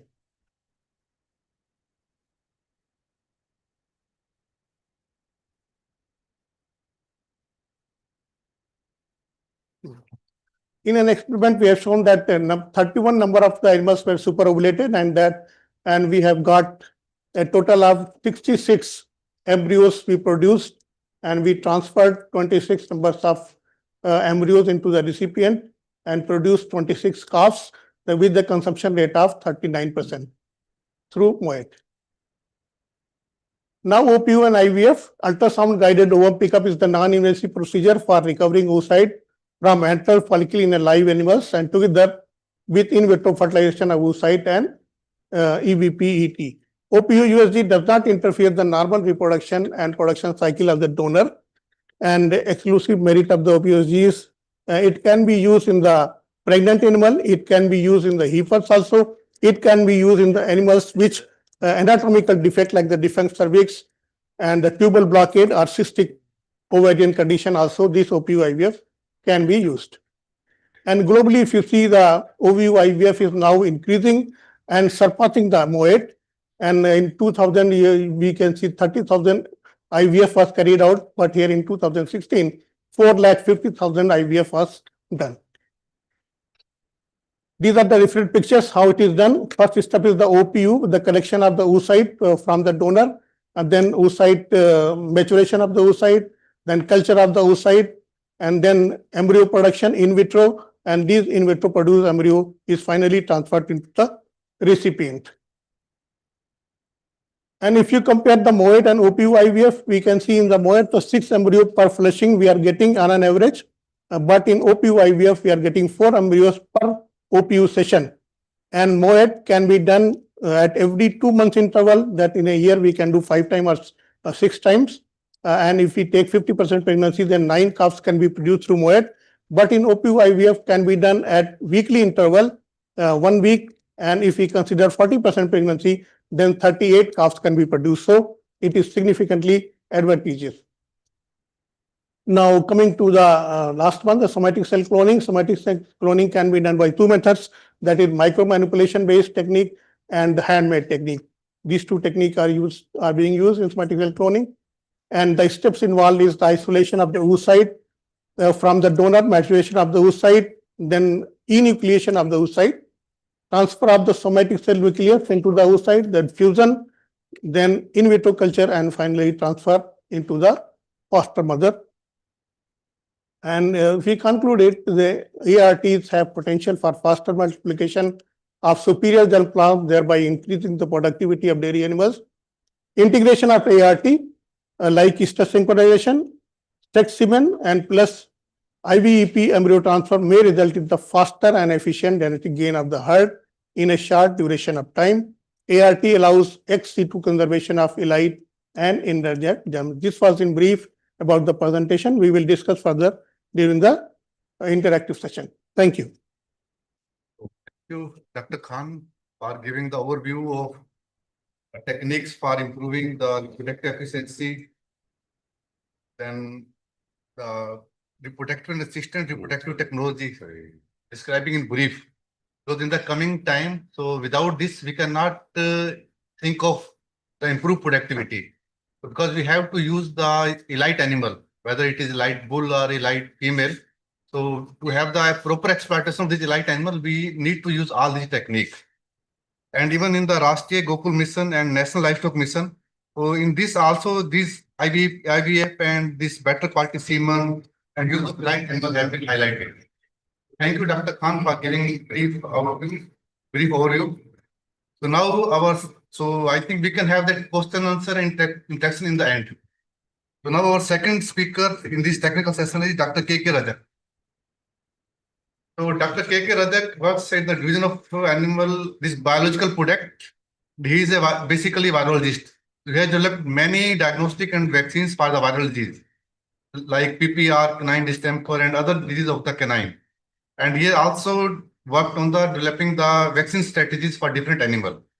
So now I invite Dr. K.K. Rajak for the highlighting on emerging and re-emerging disease in livestock threats and preparedness. So Dr. K.K. Rajak. Thank you, sir. Very good afternoon, rather, to all of you, Honorable Director, sir, all the Joint Director of ICR, IVRI, heads of division, senior colleagues, officers from Odisha State, and the today's chief guest, Suresh Kumar Vasisth ji, So I have been given responsibility to talk on emerging and re-emerging diseases of livestock, threats and preparedness. So as we know in the previous talk also, the India is having very rich livestock population, majorly contributed by cattle, sheep and goat. So in Odisha also, the cattle, sheep and goat are the major contributor in the livestock. But in spite of that, there are still concern on the emerging and re-emerging diseases threat posing on this particular livestock and poultry. So coming to the definition, so emerging diseases are those whose incidences are increased recently, or it is present in last 20 years, and it is increasing, ever increasing in that particular geographical area. Whereas in re-emerging diseases, they are the disease already present in the past, but due to certain factors like vaccination or the immunity, it has come down, and now again it is coming due to several factors that I will discuss in later on. So due to that, these two emerging and re-emerging diseases are creating havoc to the livestock industries and also to the human. So we can see the major the culprit is the wildlife reservoir. They are the major actually center point where we have to dig into and find out more and more reservoir host to check these particular diseases. Now there are different types of these diseases classified based on their cause. Some are evolving, the pathogen itself will change. Some will be evolving from the means ecological deforestation. Some are hospital borne also. So I will discuss all this in subsequent slide. Now the burdens which are coming on to the human as well as animal, the globally and the national burdens are the large scale animal mortality, the trade ban and market loss, as well as the threat to food security is a global burden. Whereas in if you see the national burden, the small holders, smallholder farmers like those who are keeping small ruminants or poultry, backyard poultry, they are facing economic losses. Then dairy and poultry sector, as well as ultimately it is giving to the food and nutritional security threat. Now the factor which are playing or favoring to increase the incidences of these emerging diseases they are multifactorial. The first one is the pathogen itself. The pathogen is evolving means day by day, either by the different methodology like virus reassortment is there, recombination is there, mutation is there. So they are changing their types or serotypes and coming into a different disease. Then the environmental changes are also playing a crucial role, like global warming, and then extreme weathers, deforestation, urbanization, all this playing a crucial role, and that will help the vector-borne disease to come up in big way. The human related factors are also playing a crucial way. The crowded, overcrowding is there, immunocompromised, then aged people, they are also playing or favoring this disease to flare up. And most importantly, the human animal interface, where the wildlife and encroachment to the habitat of the wildlife population is also a crucial factor for emerging disease incidences. Now I will be discussing a few of the major emerging diseases of viral means of livestock. The first and foremost is the FMD. FMD is coming in big way, and though control program is already in place under NADCP, and we are using this very good vaccine, trivalent vaccine, to control the disease. The second one is the PPR, which is a small animal, small ruminant disease, and that is also creating havoc and having great economic impact on a small ruminant industry. So this also can be controlled, and it is under control program, and the vaccination, mass vaccination is in place, and due to that vaccine we could able to control this disease largely. The third one is the swine fever. The swine fever is also a comes under we have already having control program in NADCP along with PPR, and in this particular disease control program, We are using a very good vaccine developed by IVRI, and more will be talk on this vaccine and technology by our colleague subsequent talk. So I will not go in detail.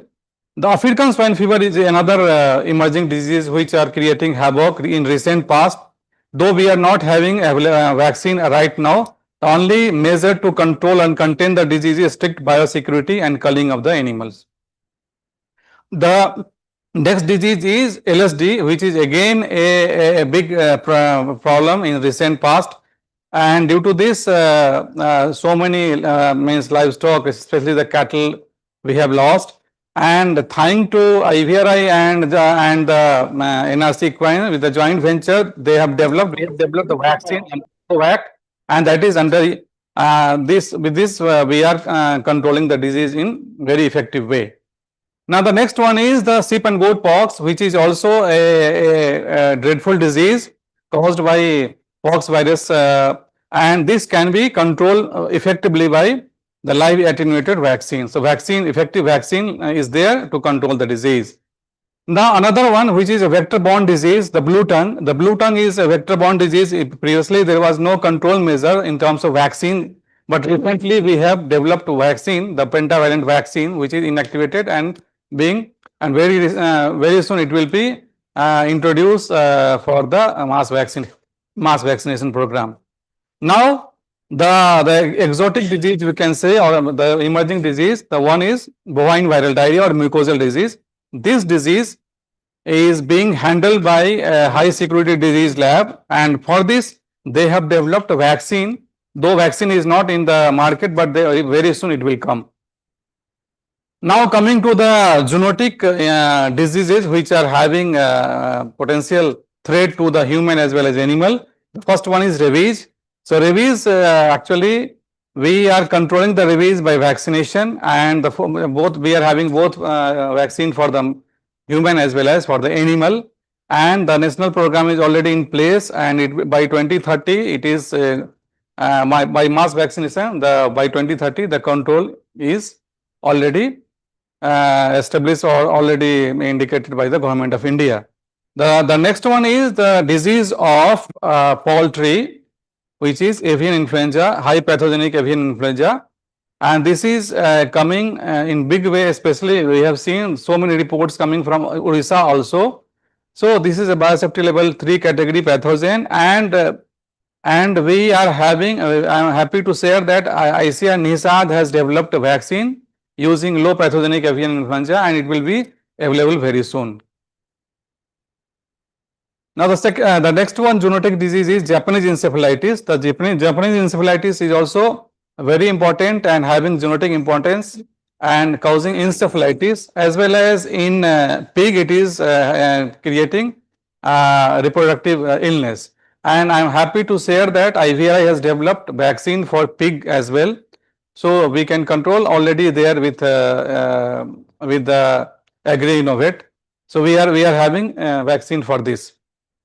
Now the Nipah virus is again a category 4 pathogen, and now coming slowly in our country, and it has got zoonotic importance. It is creating disease like encephalitis to the human and neurological symptoms in animals like pig, and it is actually transmitted by the fruit bat.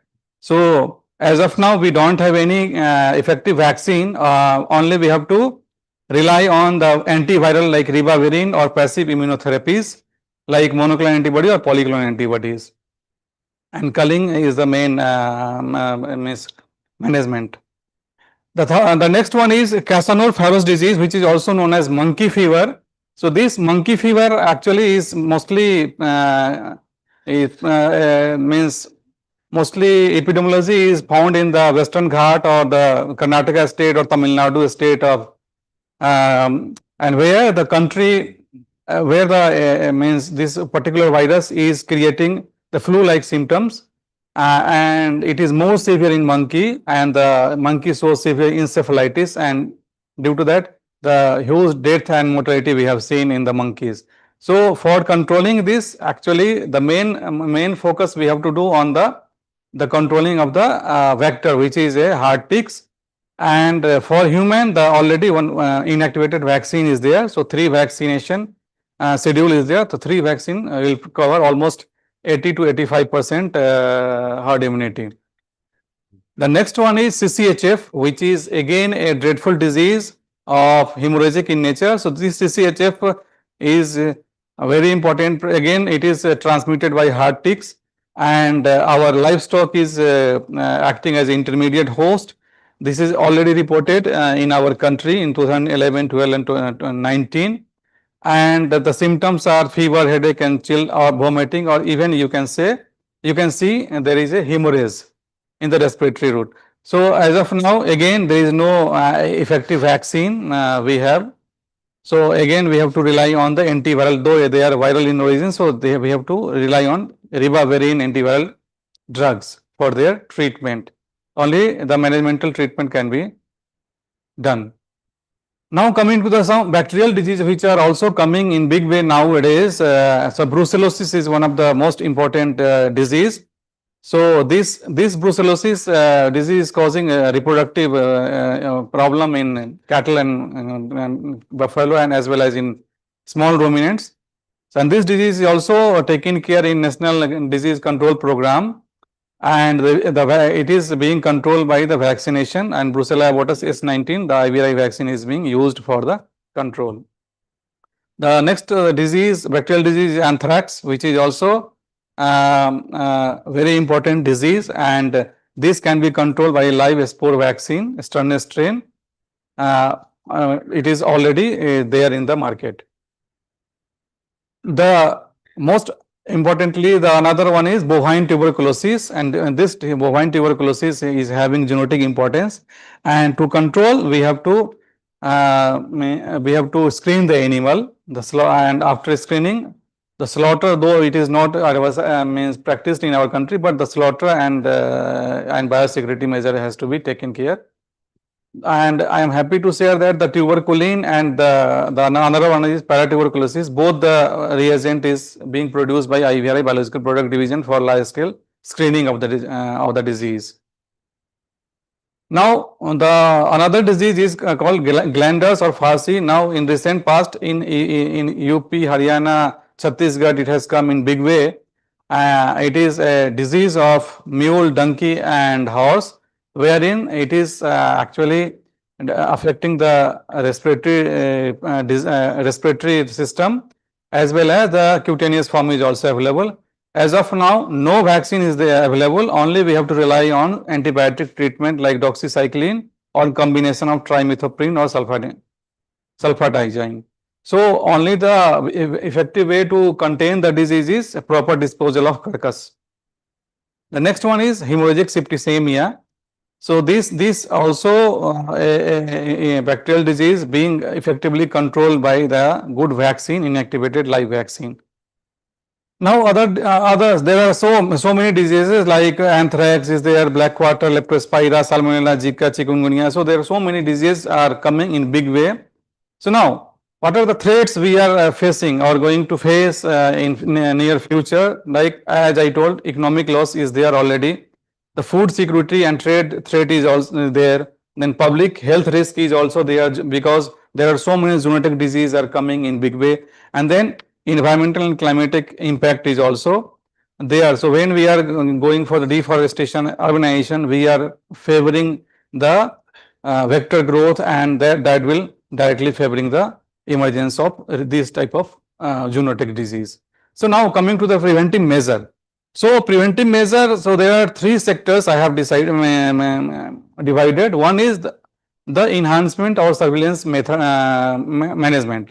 So we have to enhance the surveillance management. We have to screen more and more animals or the reservoir host to see the to check at the that level. So I'll show you in the next slide. Then we have to strengthen our laboratory facility, then capacity building, then awareness program.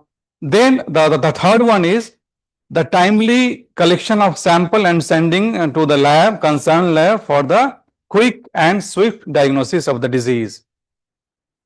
The second preventive measure, what I think is there are two blockage point we can, because transmission is the major source of the disease dissemination.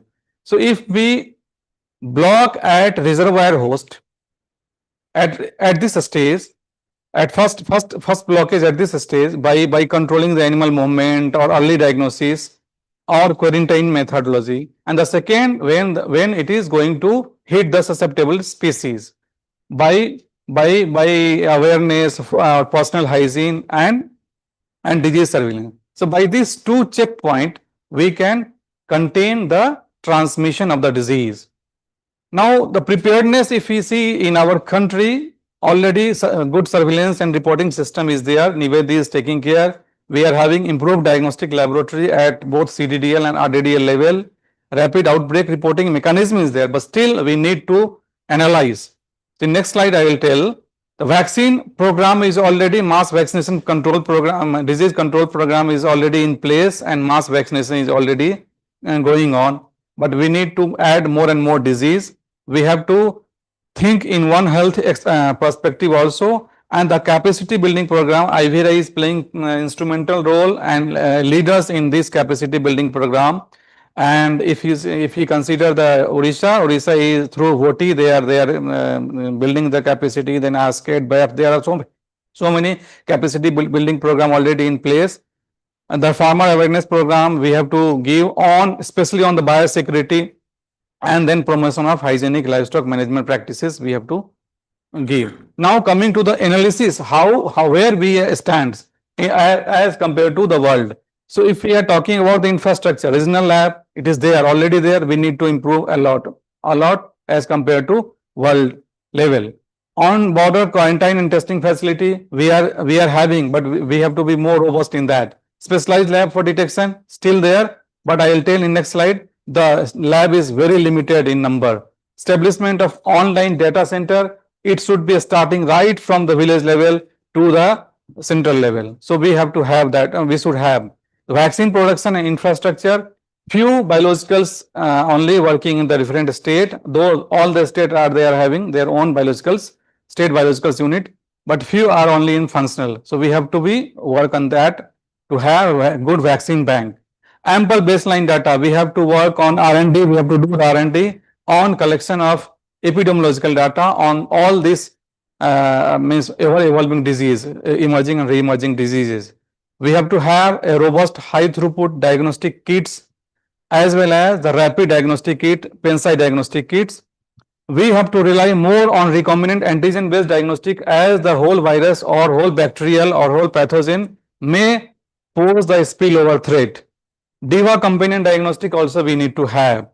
Okay, in more good quality vaccine, then marker vaccine, then training of the the professionals, and the more importantly role of wild animal in disease transmission. We are very poor in that, especially in this transmission. So by this one can analyze where we stand and where we have to improve. Coming to the one example I have taken, the laboratory network for disease. So we are having a very good network. Maybe you can. Yes, sir. Yeah, so we are having both CDDL and RDDL, but still we are having a very limited world reference laboratory only for the 4 diseases right now in our country. And specific diseases like FMD, rabies, hardly 3-4 diseases we have identified the lab. But what about the other diseases? Exotic diseases, we have to rely only on the knee side. So all this we are having. So coming to the conclusion, so we have to understand the dynamic of the disease, then we have to detect the endemic point or foci, and we have to more rely on the serosurveillance, implementing the vaccine campaign, then vaccine bank and diagnostic laboratory we have to strengthen. Then monitoring of and evaluation of the vaccine. Already in control program it is going on. Then quarantine and movement of the animal is really important. And the last and not least, the continued research, surveillance and collaboration among the veterinarian researchers is the key factor to contain the disease. So with this, I would like to thank to the organizer for giving me opportunity to discuss. The prevention is better than cure. Thank you one and all. Very much, Dr. Rajak, for Thank you. giving the comprehensive view of this emerging and re-emerging disease. Little more time. but it was a very interesting topic. It is especially important for the state like Odisha, because in Odisha we are facing a extreme climate and natural disaster, like many times there are cyclone, floods, and drought condition. And this emerging and re-emerging these, they are important when we will be getting extreme climate condition. Beside other factors that are promoting the re-emerging and emerging these, and especially in Odisha, so during last few years, so we have seen periodic outbreak of avian influenza, then JE, also anthrax and lumpy skin disease also. So you know how much economic loss it has caused in the state of Odisha. And also these emerging and emerging disease, they are shifting, they are from animal to man. So that is why they are mostly, these are genetic also.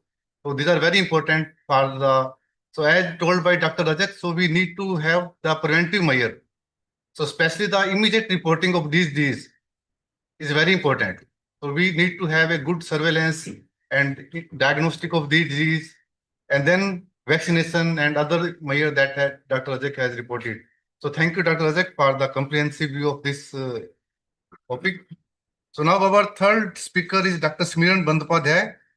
So Dr. Smiran is working in yes in ERS Kolkata. We have done a lot of research on this antimicrobial resistance in livestock. So he has handled 20 projects and also left diagnostic for AM pathology, understand resistance mechanism of AMR pathology and how it reflects in the environment. He has done a lot of, and now in of so already started observing the effect of this AMR, but in coming it is going to be more dangerous for both animal and human. So now I invite him once for that part of antimicrobial resistance in livestock, the One Health. Thank you, sir. Honorable dignitaries and my dear friends. As you know, AMR is a emerging issue, and in the recent decades, it has been taken a significant forms, not only in the livestock but also in multiple sectors, including health sector. And nowadays, we are looking AMR as an economic issue. If you see to the NCDC website, that Government of India has recently published its National Action Plan on Antimicrobial Resistance. It is phase 2. And broadly, if you see the emblem of the National Action Plan, you can understand why it is considered as a One Health problems. There are 6 major objectives of the National Action Plan, and the states should look for the 4 objectives, that is making aware and advocacy for the stakeholders of the AMR, increase surveillance so that they can understand the problem existing in their livestock sector or in their health sectors, taking IPC, infection prevention control, which is mostly known as a biosecurity measures in case of animal aspects, and also optimize the use of antibiotics. And the state, as it is a health sector, is a state issue. So state can take an action how they can minimize the use of antibiotics in their states, including in the livestock sectors. Now, probably you are all aware about the impact of the AMR from the global perspective. But if you just separately look for India, it has caused more than 2.5 lakh deaths directly and about 10 lakhs associated deaths. Every year, we are losing near about 60,000 newborns only due to AMR.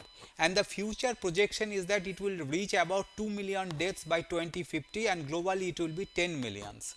Now the pathogens of concerns which who has designated, they are from the critical priority and high priority of pathogens. Most of these pathogens you can also see in the animal sector, which I will deliver it in the next few slides. From the animal perspective, you know, for mastitis, which is being complicated on day by day, and it is mostly associated with the AMR associated pathogens. It alone cost near about 7,000 to 8,000 crores annually. And recently, WHO has categorized the antibiotics from the access, watch and reserve category. And this watch and reserve category, these are considered as a high priority critically important antimicrobials. And you can, I have highlighted with rates many of these antibiotics you are also using in the animal sector as well. And that's why the WA, that which was earlier known as office and days epizootics, they have recommended not to use these kind of drugs for the prophylactic or metaphylactic use. They should not be considered as a first line therapy, and extra level used or growth promoter use should be critical, also banned. Now, from the good prescription practice from a veterinarian perspective, it is important to note that India has banned, government of India has banned use of colistin as a food additives or a growth promoters in the animals way back in 2019. In 2015, they also banned another 37 antibiotics, antiviral and one antiprotozoals. And these are the drugs not to be practiced by veterinarians. Like many of the drugs are circulating in the markets, I have glimpsed one pictures which are also giving by the suppliers. So you should avoid using this kind of antibiotics. Also, you should restrict your prescriptions with the drugs which are officially approved for the animals, like enrofloxacin or marvofloxacin are available in the market. So avoid using ciprofloxacin, ofloxacin or pfloxacins. Make it generic, indicate the dose, duration and withdrawal periods. Look for alternatives. Many of the alternatives are available, and IVRI is continuously developing alternatives in place of the antibiotics, and my colleagues can elaborate during the time of discussions. And be sure of the needs. Prescribes only when it is required. Second is that biosecurity manner. It is not possible in the low resource farm to adopt a full scale biosecurity, but at least a physical barrier, use of proper detergent or antiseptics, use of basic hygiene practice can minimize the loads of resistant pathogen very much. ICR has taken up a program which is known as INFAR. Another acronym is All India Network Program on AMR, which is functional at 20 animal research centers throughout the India. And in 2024 and 25, we have covered 43 districts all over India and 435 locations. Just I am glimpsing what we have found so that you can also get an idea that what we are working about. For the gram positive pathogens, they were mostly resistant to erythromycin, tetracyclines and penicillin groups of drugs. Secondly, when it comes to the gram negative pathogens, the problems is more intense in case of the poultry sectors, and wherein you can see the major resistance was found for the beta-lactam drugs, tetracycline, nalidixic acids, and to some extent to the aminoglycoside groups of drugs. Now, we have also surveyed the different agroclimatic zones of West Bengal and Odisha, wherein we have found that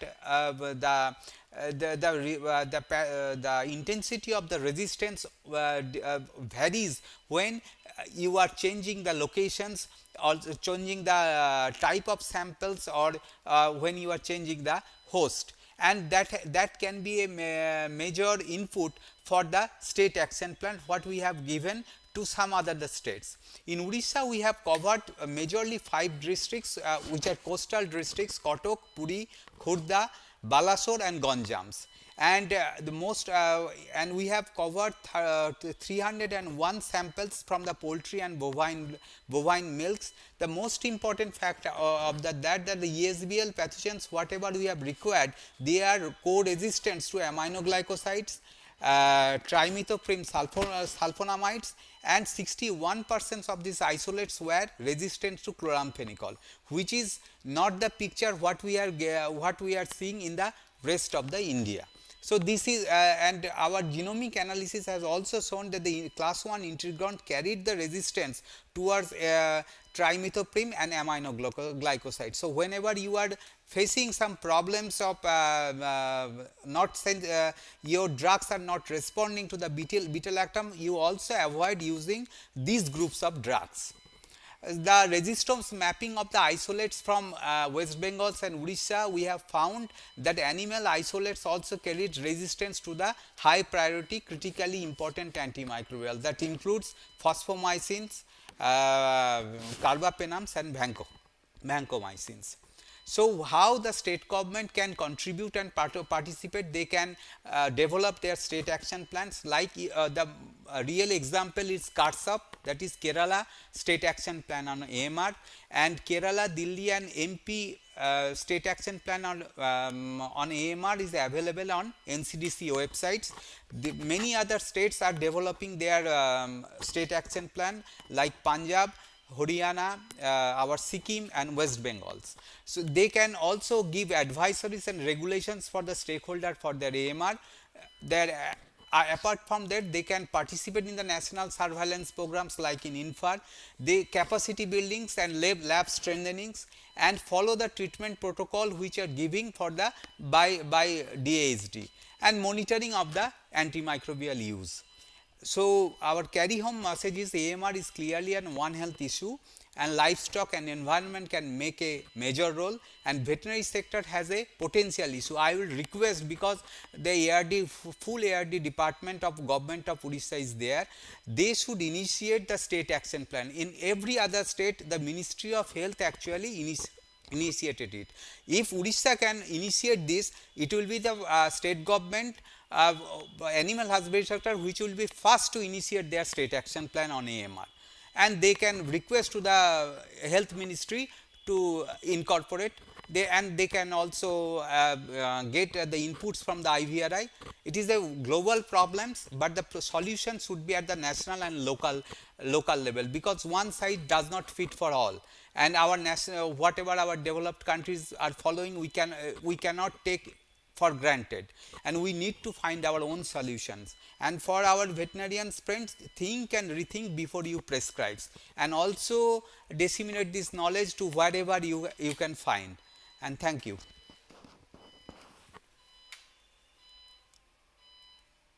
The very clear and very strong message for all of us. So it is especially for field veterinarians. So you have to, as told by Dr. Smith, you have to think and rethink before prescribing any antibiotic. Because already it has been reported that out of the 1 in 3 of the common bacterial infections, so already 1 in 3 has already become resistant to the common antibiotic. So especially we need to keep eye on the BLDA and this veterinary compounder. So many times they are prescribing antibiotic unnecessarily, or sometimes they are underusing, or sometimes they are overusing. So we need to keep eye on all this. So only then we can prevent all this. So thank you, really thank you very much, Dr. Smiran, for giving a good message. So now we will be coming to the last presentation of ICR IVRI technology by Dr. Babulu Kumar. So Dr. Babulu Kumar is principal scientist and head. Sorry, Dr. Mithilesh will be presenting on this. So Dr. Mithilesh is working in the immunology section. So, and he is also in charge of ITMU IVRI. So I told by our director, sir, so we have a very strong this IP portfolio. Already, so more than 46 technology have been transferred to more than 150 entrepreneurs and commercial houses. And many of these technologies, so you can recommend these technologies to the farmer, to the big entrepreneur. So I request Dr. Mithilesh to please brief about the technology developed by IVRI. So Dr. Mithilesh, please. So thank you, sir. Honorable Director cum Vice Chancellor, ICR IVRI, all the joint directors, respected joint directors, esteemed head of divisions, chief guest of today's function, Honorable Sri Suresh Kumar Vasishji, Director Animal Husbandry and Veterinary Sciences, Sri Vijay Kumar Kulangiji, all the senior officials and veterinary doctors from Odisha Animal Husbandry and Veterinary Science Department. Good afternoon to all. It's my privilege to present an overview of the ICR IVRI technologies for livestock health and production, with a special focus on intellectual property and technology portfolio of our institute and opportunities for collaboration with the stakeholders. So IBRI has built a quite strong and diversified IP ecosystem, as we have sizable number of approved IPs, which includes 36 patents, 31 registered designs, and 47 copyrights, which has been registered so far. Till date, 47 technologies have been commercialized to 164 organizations, spanning from vaccines to diagnostics, and then various animal feed and nutrition related products, livestock products, and therapeutics. So collectively, all these efforts generated a revenue worth rupees 22.95, approximately 23 crores, reflecting the scientific value and market potential of all these technologies. So far, total 64 technologies have been assigned to AgriInnovate, which is a dedicated platform or window for effective commercialization and industry linkages for all the ICR technologies. Coming to the total vaccine technologies, what we have. So far, 13 vaccine technologies have been commercialized to different stakeholders. Around 41 stakeholders, we have commercialized the 13 vaccine technologies. We have 8 IP-enabled vaccine technologies, and around 18 vaccine technologies has been assigned to AgriInnovate for structured commercialization. So species-wise, what the vaccine we have developed so far, most of the vaccines, it has been either assigned to AgriInnovate or it has been commercialized to different stakeholders. So like for cattle and buffaloes, so recently our country has witnessed the dreaded disease, this lumpy crowback. So our institute and then RC Equine has come forward and taken this initiative, and recently we have developed this lumpy crowback for lumpy skin disease. So this has been commercialized to 5 different forms, which includes 2 state biologicals. So we have DIVA-enabled brucella vaccines, we have DIVA-enabled IBR vaccines, thermotolerant FMD vaccines we have developed with collaboration with the NIFMD. Recently, we have introduced this negative marker FMD vaccines, which is also having DIVA potential. We have buffalo pox vaccine for buffaloes. Coming to the small ruminants, what the vaccines we have. So we have goat pox vaccine, sheep pox vaccines, PPR vaccines. So these all vaccines are commercialized, and revenue regularly we are receiving.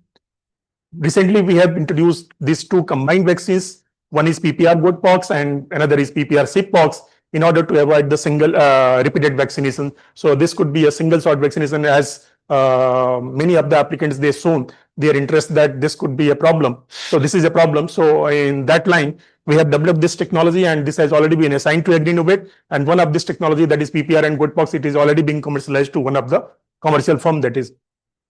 We have also developed thermo-adapted PPR vaccine that is already being assigned to AgriInnovate, negative marker PPR vaccine that is also DIVA-enabled vaccine.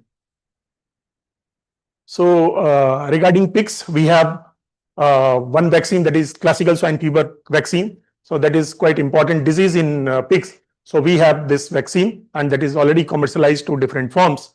We have Japanese encephalitis vaccines, septic pasteurellosis for swine, that is also there in our portfolio. For other species, like for poultry, we have subunit vaccines for infectious bursal disease. One of the important disease for duck, that is duck plague. So recently we have developed and assigned, this technology has been assigned to AgriInnovate, that is live attenuated duck plague vaccine, which has been developed using chicken embryo fibroblast cells. For camel, we have camel pox vaccine. And for 2 important diseases of canine, that is canine distemper and canine parvovirus, we have live attenuated vaccine. And this has been assigned to AgriInnovate, this CPV. So complementing the vaccine technology, IBRI has also developed some robust diagnostic technologies in order for early detection, then disease monitoring and outbreak management. So we have important diagnostics for most of the economically important diseases of poultry, like Newcastle disease, infectious bursal disease, infectious bronchitis. Then for PPR, we have diagnostics for blue tongue, for Japanese encephalitis, and many others we have in our portfolio. Regarding production side, we have several promising animal feed and nutrition related technologies for improving the feed efficiency, for increasing the health and production of the animals, and provide low input cost for the farmers So these are all technologies are based on nutritional supplements. We also have some value-added products from milk and meat, like milk chips, milk nimki, then meat chips, milk pickle, and many more. So most of these technologies are being commercialized or assigned to AgriInnovate. So there are several designs. So we have developed several industrial designs, mostly applicable for management of fractures or even reproductive issues. So out of this, all these industrial designs, 7 has already been commercialized. There are 2 industrial designs which are IP enabled, and 14 we have assigned to AgriInnovate. So this is the one of the flagship waste to wealth innovation what IBRI has developed. So this is quite farmers friendly technology, and this is beneficial for sustainable agriculture, animal husbandry, and environment. So far, this technology, that is Jai Gopal Vermicultural technology, this has been transferred to 64 entrepreneurs, NGOs, farmers, and government institutes. So this indicates the strong grass impact of this technology. So thank you all. So thank you very much, Dr. Mithilesh, for briefing about the technology developed by IBRI. So if you need detail of any technology to IBRI, or you can ask your concerned stakeholder, so they can ask, we can provide detail of each technology. So thank you very much, Dr. Mithilesh. So with this, we come to the end of this technical session. So I really want to thank all the speakers, Dr. M.H. Khan, Dr. K.K. Rajat, Dr. Smiran Bandyopadhyay, and Dr. Mithilesh for covering all the very important and very interactive lectures they have given. So really, I'm thankful to all the speakers. So if my co-chairs, Dr. Nayak and Dr. Bhoi, if you want to give the concluding remarks, Dr. Nayak.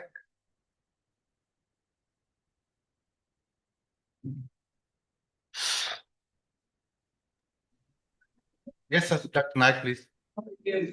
I'm very much thankful that such valuable inputs have been given and to our state. And one thing I would like to request that we are now planning for our upgradation of our biological product institute, that is at Bhubaneswar for HS and bee vaccine production. And in that aspect, we'll request for your help regarding the seed cultures and the testing facility for as we are modifying our institutions. So there will be regular testing facility will be required for validation and of the product. And with the different batches of vaccines after it has been produced, we will take your assistance for your help for safety, potency, and efficacy testing. But because that report is highly essential essential to produce before the CDSO for issue of the licensing, drug licensing for the manufacture of that products. Then another thing that is a very high remark on that is on antimicrobial resistance, and it will be taken care of at our level, and we will look into it. And another thing, actually, we need a specialized emphasis that is on climate change, and there will be impact on the earthborne diseases like filariasis. Filariasis is the major concern for the most of the exotic animals, and many times that buparvocin and along with the oxytetracycline combination and looks like so. Combined treatment is many times gives the failure results. And in that aspect, we also need some sort of intervention. Then another, there is a potential repeated occurrence of that anthrax occurs in the Koraput district. If there are any specialized routine vaccination of animals is going on, though limited or even not a single, even if very limited cases are reported outbreak of anthrax animals. But there is reported incidence of even if human beings without the report of cases of the animals. Earlier, it was linked that the people are consuming the flesh of dead animals, and thereby it is transmitting. But without such incidents, the human populations are also sometimes getting infected with the anthrax. And I think some sort of intervention will be required in that aspect also. Uh, uh, so all these aspects, and another thing that is I would like to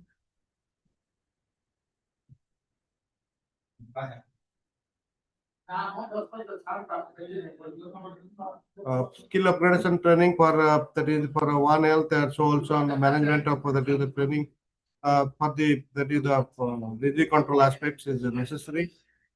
And this is all about the remark and a very nice representations. And I thank you also. And I will request from field functionaries, the field veterinarians, those who have joined in this session, so if they have any queries, they can with some of their views, share their views. So that will be covering, we will be asking all the veterinarian to have their queries in the next session, interactive session, sir. Okay, thank you, sir. So thank you, Nayak. So we have rightly pointed out that we need to have that close collaboration. So like for seed culture and regulate, already we are providing seed culture. And for this testing, so maybe our head of division, standards and division, so you can contact him. So we can discuss the modalities. So how we can go for this. Now, Dr. Bhoi, if you want to have.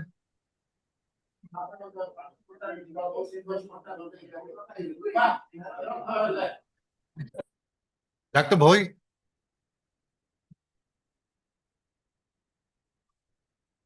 So all queries we can have in the next technical session.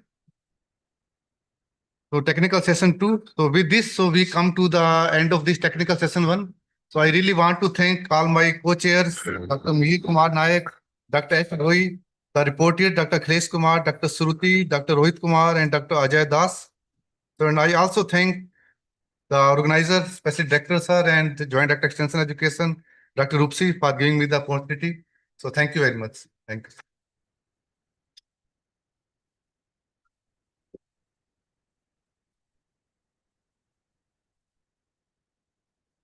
Very good morning to you all once again. I thank the chairperson of Technical Session 1, Dr. S.K. Mendiratta sir, Joint Director Academic and Dean, for conducting the session in such a excellent and professional manner. And I also thank the co-chairs, Dr. Mihir Kumar Nayak ji, Additional Director Disease Control, and Dr. H. Boi, Additional Director Planning from the Department of Animal Husbandry and Veterinary Resources, Odisha, for providing their excellent inputs for the technical session 1. And I thank the rapporteurs and the coordinators, Dr. Akhilesh, Dr. Shruti, Dr. Rohit, and Dr. Ajay Das, for all the supports they have provided for arranging this technical session 1. And my heartiest thanks to actually our speakers, Dr. M.H. Khan, Dr. Rajat, Dr. Samiran Bandyopadhyay, and Dr. Mithilesh, who have excellently in very short time presented the major highlights of their topics. And I think we and all the veterinary officers from the State Department could get a glimpse of what type of work we are doing and how we can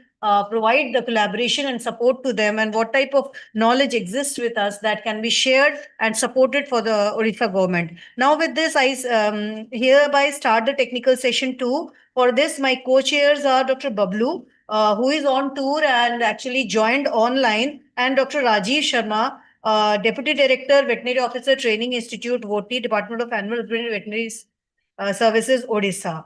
So I request them to please switch on their videos also, so that we can know and we can pin you all here. And our rapporteurs are Dr. Akhilesh and Dr. Shruti, and our coordinators are Dr. Rohit and Dr. Ajoyda.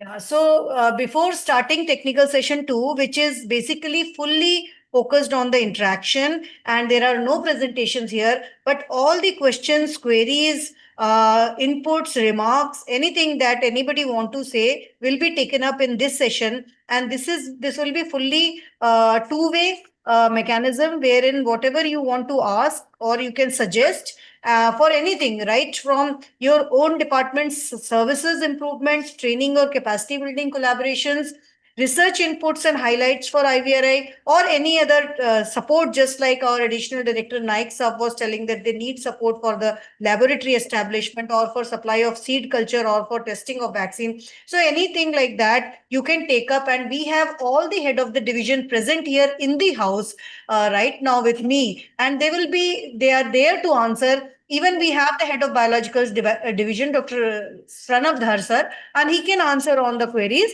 And of course, if we want something that has to be elaborate, that we can take up after this meeting with some collaborative official letters, through which if you want some setup and all, you can write to us and we can design it as far as our consultancy projects and all. We have various type of projects here wherein we take up contract and consultancy projects from various governments as well as non-government departments to support them for their technology testing as well as for their support in their research projects. So we can do that. So with this, I will request, first of all, my co-chair, Dr. Bablu, for any remarks before starting the session. Thank you, madam, very much. So since I was traveling, but I am very much listening all the presentations. So this will be a very useful session, wherein like other sessions, there are lots of interactions where we get a number of questions from their side and we clarify from our side. So this will be a very useful session, and I just request all the participants to just put their relevant questions, whichever they are interested. So we'll be happy to answer all those through the involvement of all of our colleagues present here. Thank you very much, ma'am. Thank you, Dr. Bablu. I forgot to tell, Dr. Bablu is the principal scientist and head of the Department of Veterinary Public Health at IVRA, as well as he is heading the Rashtriya Krishi Vikas Yojana RABI Raftar project, that is mainly for the establishment and development of the startups and the entrepreneurs. He is also heading the ABI project of IVRA, that is for the entrepreneurship incubation. So the whole startup system, ecosystem of IVRA is being geared up by Dr. Bablu. So it's very important.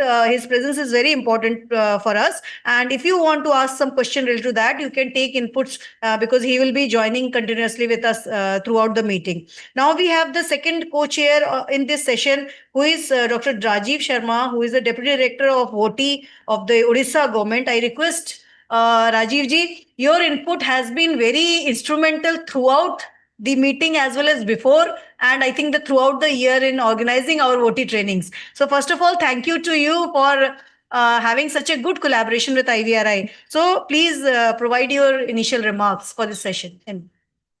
Namaskar and good afternoon to all of you, respected Director and Vice Chancellor Dr. Duttji from ICAR IVRI, and our chief guest of the occasions. We have Principal Secretary, Sir, as well as our Director, Managing Director, OMFED also, and all the senior scientists, HODs, Joint Directors, and all the central and regional heads, and my colleagues from the veterinary department. It's really wonderful to see the beginning of a new year, which has really coming up with promising results, where we really want to take the animal husbandry sector per se in the whole in the context of sunrise sector, when we talk about in terms of economic growth, in terms of sustaining livelihoods of the rural poor, and generating employment opportunities.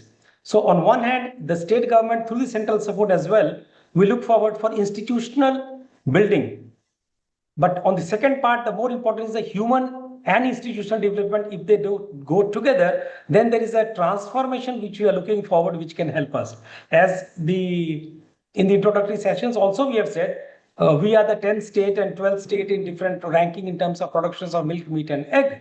But however, we definitely look forward that how do we improve our statistics, and the per capita availability of milk, meat and egg really improves. That's very, very important. How can extension machineries reach to the last mile of the rural villages where we are there? And the very good presentation which has been made from from IVRI, the thematic presentations and the innovations and the different types of list of new technologies which you have identified.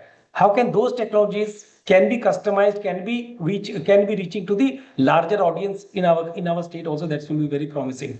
So I look forward for an interactive sessions to happen up. I'm very thankful for Director IVRI sir, Roopsi Madam, with his whole team, those who really have knitted together the different dots together, where we're looking forward to establish a collaborative partnership with IVRI and Veterinary Officer Training Institute to really help the community at large. And in the course of discussions will come up how and what can happen up. But the four thematic areas and experts which have really set the platform open for us now to deep dive into those requirements. And the presentation you had from our presentation on the Google Sheet as you made it up has really rightly captured lot of areas where we can really collaborate. I'm looking forward to further explore the partnerships of working together, ma'am. Thank you so much. Let's open up the forum for a dialogue.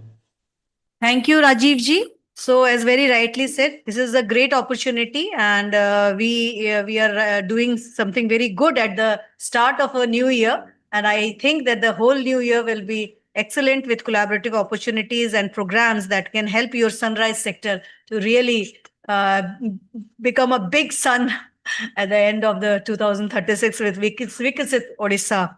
So, I open this particular session, and now I invite the officials of the State Department of Odisha for their inputs and interactions. You can raise your virtual hand and we can just ask you one by one. Even who are shy and don't want to speak, you please write on the chat box and we can read out from here. What is your inputs and suggestions or questions? Even please feel free to ask any question related to your service delivery and your knowledge aspects, and we have experts here to reply to them. We in fact have the whole of IVRA, including our all centers and campuses, scientists. They are joined here and they can reply to you and your messages and your queries. So please feel free to ask and interact. I request you to please raise your virtual hand, or you can just open up your mic and speak.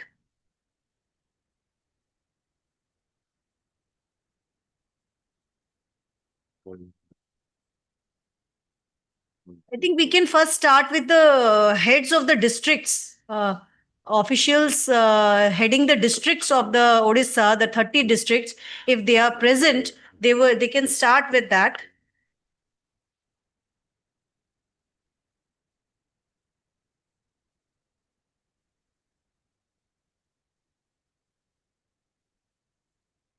So I think we have Sundargarh district. So anybody from Sundargarh district would like to speak?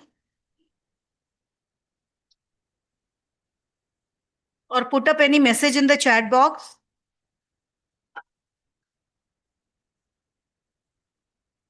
Sundargarh district, we have registrations from Sundargarh.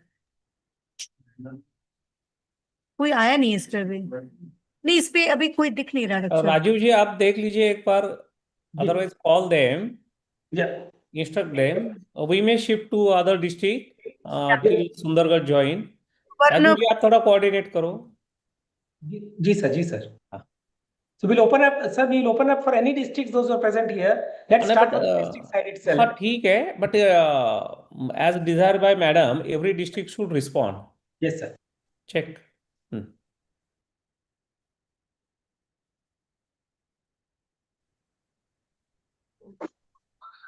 We can move ahead to Subarnapur. Anybody? Yeah, a question has come. Yes. Good afternoon to all the esteemed member present in the meeting. So, I am AHD DC, speaking from Cuttack district. We had a very nice exposure kind of thing through this workshop, and this kind of workshop should continue in future also. So we had a meeting, discussions with our field veterinarians. What is the need of the hour is right now is that the veterinarian are expecting, to make diagnosis of various diseases are their desktop only. So in-house diagnostic facilities nowadays, many rapid test kits has come up in the market, and very new technologies has come up. So the veterinarians they expect us to provide them those rapid kits so that in-house diagnosis of many of the complications in livestock diseases can be assessed and treated accordingly. Thank you. I could not know your name, please, from Cuttack district. So this is, ma'am, Dr. Lakshminarayan Nanda, AHD Odisha. Okay, Dr. Lakshminarayan, noted down your inputs, and you require diagnostic kits, rapid diagnostic kits, and for identification. So the technology with us, Ritesh has any rapid diagnostic kits that we can help them with. Do we have those diagnostic? Others, please keep your microphone on a mute mode, please. So you can answer to them. So your concern is well taken. Mostly at present, mostly we have in-house diagnostic techniques. Definitely, we are working in that field loudly. for developing the point of care tests. And especially, we believe that this is especially important in case of canine medicine. So definitely, we will be working in that field, and we will come up with some promising technologies. Thank you, sir. Thank you so much. Madam, I would like to supplement a little. Dr. Bablu, yes, please. Actually, the available diagnostic that is used for Brucella and Salmonella, that is as good as a point of care diagnostic that we are supplying from our biological products division, sir. That can be utilized at the field also, and they are very simple tests. So that can be utilized. Many state government, they are already using this diagnostic test, and there are many lateral flow assays that is in pipeline that this is being developed. Thank you, Dr. Sir, Bablu. actually, Yes, Naik Saab. Yes, sir. actually, we are procuring that Brucella abortus antigen kit and for MRT kit also. And we are supplying to the district diagnostic laboratory of our state, and that is being used. And we are also planning to procure some commercial rapid kits during this current financial year, and it will be helpful. Yeah, thank you, sir. Thank you. So we now take the question in the chat box from Bimal Kumar Chaudhary ji. Can नीचे कर दीजिए थोड़ा? Can we work on veterinary Ayurveda to check AMR in animals? Dr. Samiran? Yes, any kind of alternative you can use, but most of the things, some of the Ayurvedic compounds also contain heavy metals. Avoid using that because the AMR pathogens also co-harbor the resistance to arsenic, cadmium and mercury. So if some of the compounds, like some of the compounds I know, Rosomanicco, Rososinura, actually I was using, later on I found that these are the containing the residues of these metallic compounds. Then the resistant pathogen you can co-select. So whenever you go for a Ayurvedic preparations, go for actually one kind of herbs, not polyherbal preparations, or minerals should not be there. Or along with that, you can also follow some of the essential oils. I have developed several essential oils. Probably Dr. Ravikant can also elaborate. Dr. UK they has recently also developed another kind of essential oils which can be also utilized as an alternative of AMR pathogens. Also antimicrobial peptides. These are the things. Thank you. Just I want to supplement one more thing, as Dr. Samiran told. A lot of work is going on still, and they are being tested in the target host. Results are very much encouraging. Dr. UKD Districts are not asking questions, na? Question to question. Fatapat. For treatment of mastitis in our livestock farm. So hopefully by the end of this year, we will be having one formulation that will be released to the market. So I think Bimalji, your query is resolved. And if you want to know more, you can write to Dr. Ravikant and Dr. Ujjwal Kumar De. All our scientists' details, designations, phone numbers, email IDs are on our website. And you can feel free to contact them at your own personal level also at any time. So we have another, the name is not there, it's written user. Good afternoon. Yeah, good afternoon. I am Dr. Biren Mr. Deputy Director, District Veterinary Hospital, Rayagada. Yes, sir, please. As discussed earlier, the blood protein disease nowadays not responding to the bubarfagan even the second dose after 72 hours. And any new medicine or any new research has been done for this? That one, this bubarfagan and other treatment and things. Dr. Okay, but I think it is better if we respond to this one, Dr. Sarvanan, please.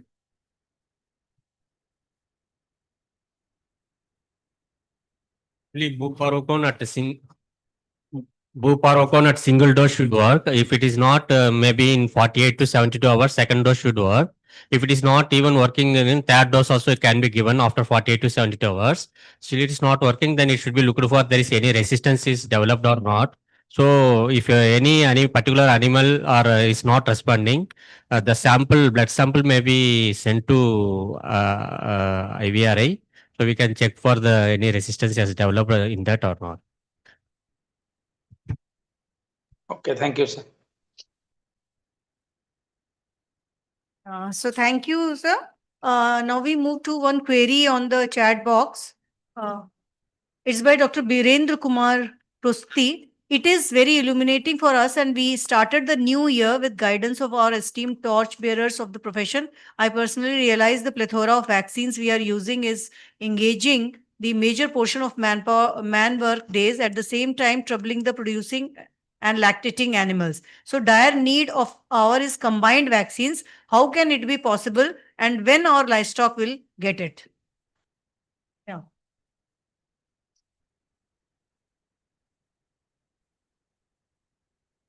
So, Dr. Birendra, I would like to say that in my presentation, I have shown that recently we have introduced the two vaccines that are combined vaccines. One is for PPR and good pox, and another is PPR and SIP pox. So that has already been assigned to Agrinovate, and one of the vaccine that is PPR and good pox that has been commercialized to one of the private industry. So if your state or somebody needs, directly contact us, or they can contact Agrinovate. And in similar line, we are also working for other livestock species as well. Thank you, Dr. Anybody else who is in the same line, you want to ask something? Okay. If not there, then we have Dr. A.K. Acharya on the chat box. Good afternoon, madam. Good afternoon. Myself, Dr. Tusharendu Naik, CDV Gajpati. Hello. Sir, please. Which district? Myself, Dr. Tusharendu Naik, CDV Gajpati. Okay, sir. Okay, please, sir. Madam, our state is a livestock rich state, and the antimicrobial resistance is a grave concern. It is not confined to the region, but extended to the national and international level. My question is, we are focusing on the food production, livestock food production, and we are also speaking about AMR, antimicrobial resistance. Can you check antimicrobial resistance through ethical and indigenous form of treatment, and simultaneously can we boost up the animal production? The both can coexist. Dr. Samiran?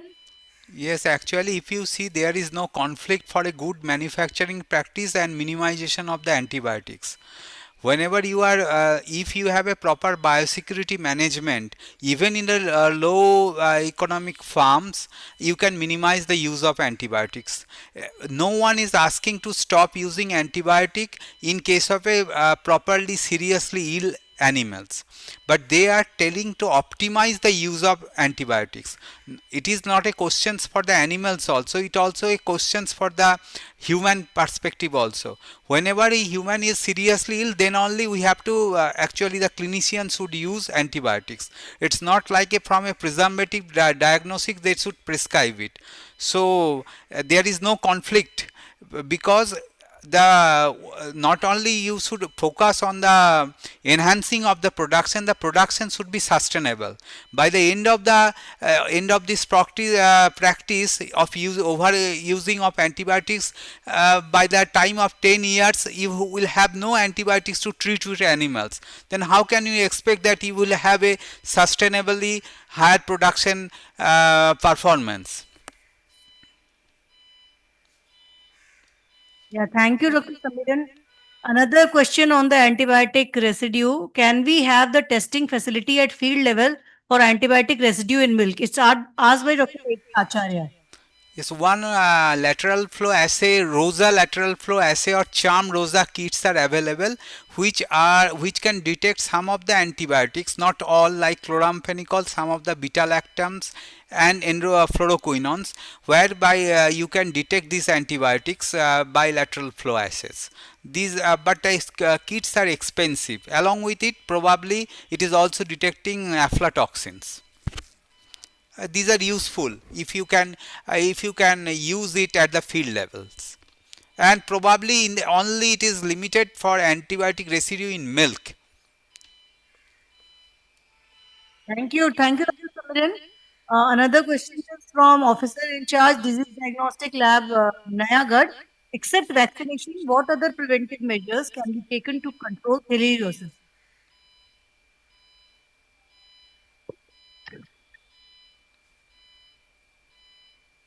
Yes, so can control measures has to be followed, and not only on the animals but also please check for the walls and floors, cracks and crevices, because most of the ticks after taking the blood meal, they will go and hide there, and the next cycle they will release the eggs, and they will also come and transmit. So all the cracks and crevices will be properly cemented, and proper use of acaricides for the control of the ticks will help to control the ticks. And apart from that, vaccination is available, drugs are active from Indian Immunology. Yeah. Chemotherapy. And chemotherapy also. Yeah. This was Dr. Subramanian, Principal Scientist from Harvard. Dr. Head, Dr. Subhashis Chattopadhyay will supplement her. I maybe regarding size, but the main problem is nowadays what is happening in the market, then 80% acaricides is resistant to the tick. Now the problem is at present, in our farm, we are using the emitters. The emitters is very effective now at present, but it is effective only when you spray to the animals. Okay, the tick which is present in the animal body, they can die, or they can pull down from the animal body. But that particular acaricide is not at all effective for the larva and nymph, which is present in the cracks and crevices, what Sarvanand is telling. So, what is the solution for this one? Now it has come the herbal acaricides. In our laboratory, we have developed some of the herbal acaricides, and now it has been transferred, and it is in the position now it is coming in the market. Now we are shifting those things from essential oil based acaricides. Now research is going on. We are having some of the project regarding this one, and it is multi-institutional project, and we are hopeful that in near future we will be able to give you some of the essential mineral based acaricides which will be effective. Now at present, this is the present conditions regarding the control of ticks. Thank you. Thank you, sir. So another question is on. You want to say something? No, next question is by Dr. Priya Ranjan Das. Lumpy skin disease is a problem in cattle population of Odisha. Recently, Lumpy Provac vaccine has come up. Of course, it's developed by IVRI in collaboration with NRC Equine. They are saying, but it has not come to market till now. When you expect the availability of vaccine for field use? So the reply will be provided by Dr. Pranav Dhar, who is head of the Biological Standardization Division. Yeah, Dr. Das, the LSD vaccine is already available in the market. It is with that company Messrs BioVet at Bangalore, at Malur district. It is ₹20 per dose, and they are supplying to state government, including UP. They are supplied to UP also. So you can have the vaccine from Messrs BioVet. It is already available in the market in the name of Bio Lumpy vaccine. Okay, Dr. Das? I think the state can procure from them. Yes. Yes. Yeah, so the next question is by Dr. Kuldeep Kumar Panigrahi. What new intervention can be made in housing aspect to reduce stress and improve productivity of milch animals? We have head of the LPM department and an engineering expert, Dr. Mukesh Kumar. At our farm, we have modified the roof and also put some insulation by providing the thatch as well thermocol. And we find that there is a reduction of 1 to 2 degrees centigrade from the inside and outside temperature. So by using this anti-glare paints also, we can improve the reflectivity of the sunshine, and this way also we can reduce the inside temperature of the animal shed during scorchy summertime. Thank you. So thank you, sir. There is another question from Chief District Veterinary Officer Mayur Bhanj. How to reduce repeat breeding in field condition? So Dr. Miraj Khan, Head of Animal Reproduction Division, you would reply. Sir, thank you. Repeat breeding is a major problem all over India. And we need to understand one thing, this is a multifactorial, as you know, and there are several factors involved in the repeat breeding cases. For example, maybe the nutritional factor, managemental factor, environmental factor, or endocrine factor. So you need to understand the case by case. You cannot take it as a blanket treatment. So my idea is, what I want to suggest is, you go for deworming first. The deworm the animal first, then they start the balance feeding at least for 10 days, and then you check whether there is a human error or managemental factors involved with, for example, whether we are doing the AI at proper time or not, whether we are detecting the stress properly or not, or whether the semen quality is good or not. The technician doing AI is properly skilled or not. To rule out this thing first, and then you check whether the animal is cystic, having the cystic ovarian problem. If it is not, then I recommend that you go for endocrine factor, that use of the hormones, but use of the hormones should be the last priority, not the first priority. So the balanced ration, deworming, and management of problem, you check it first, then I think the incidence can be reduced. Thank you. Thank you, Dr. Khan. The question by Dr. Birendra Kumar Pusti, he earlier asked for combined vaccine. So Dr. Mithilesh has replied that we have developed the combined vaccine for small animals. He is now asking that we need for large animals. So, Madam, yeah. should I? Dr. Bablu, yes, please.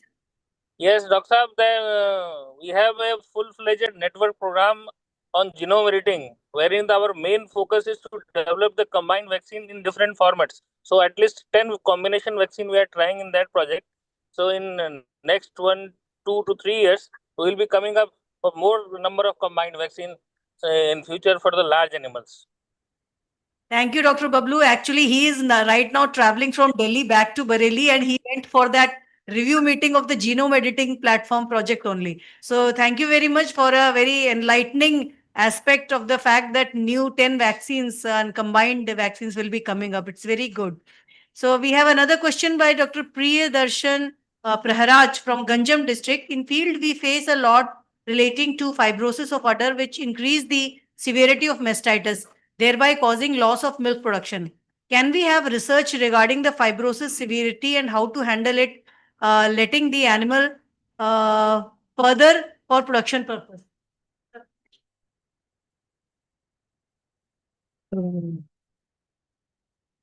Dr. Akhilesh from Medicine Division, they are working on this area and they will reply. If udder is completely fibrosed, then it's very difficult to revert it back. Once any tissue converted to fibrous tissue, it's not possible. However, if it is early stage, there is progression can be halted. In our mastitis program, we are working on this, but results are still not clear. We are already working on. But one thing is that in the mastitis cases, detect it early. Early detection will lead to early intervention, and their chances or progression of those tissues towards the fibrosis can be minimized or halted in that situation.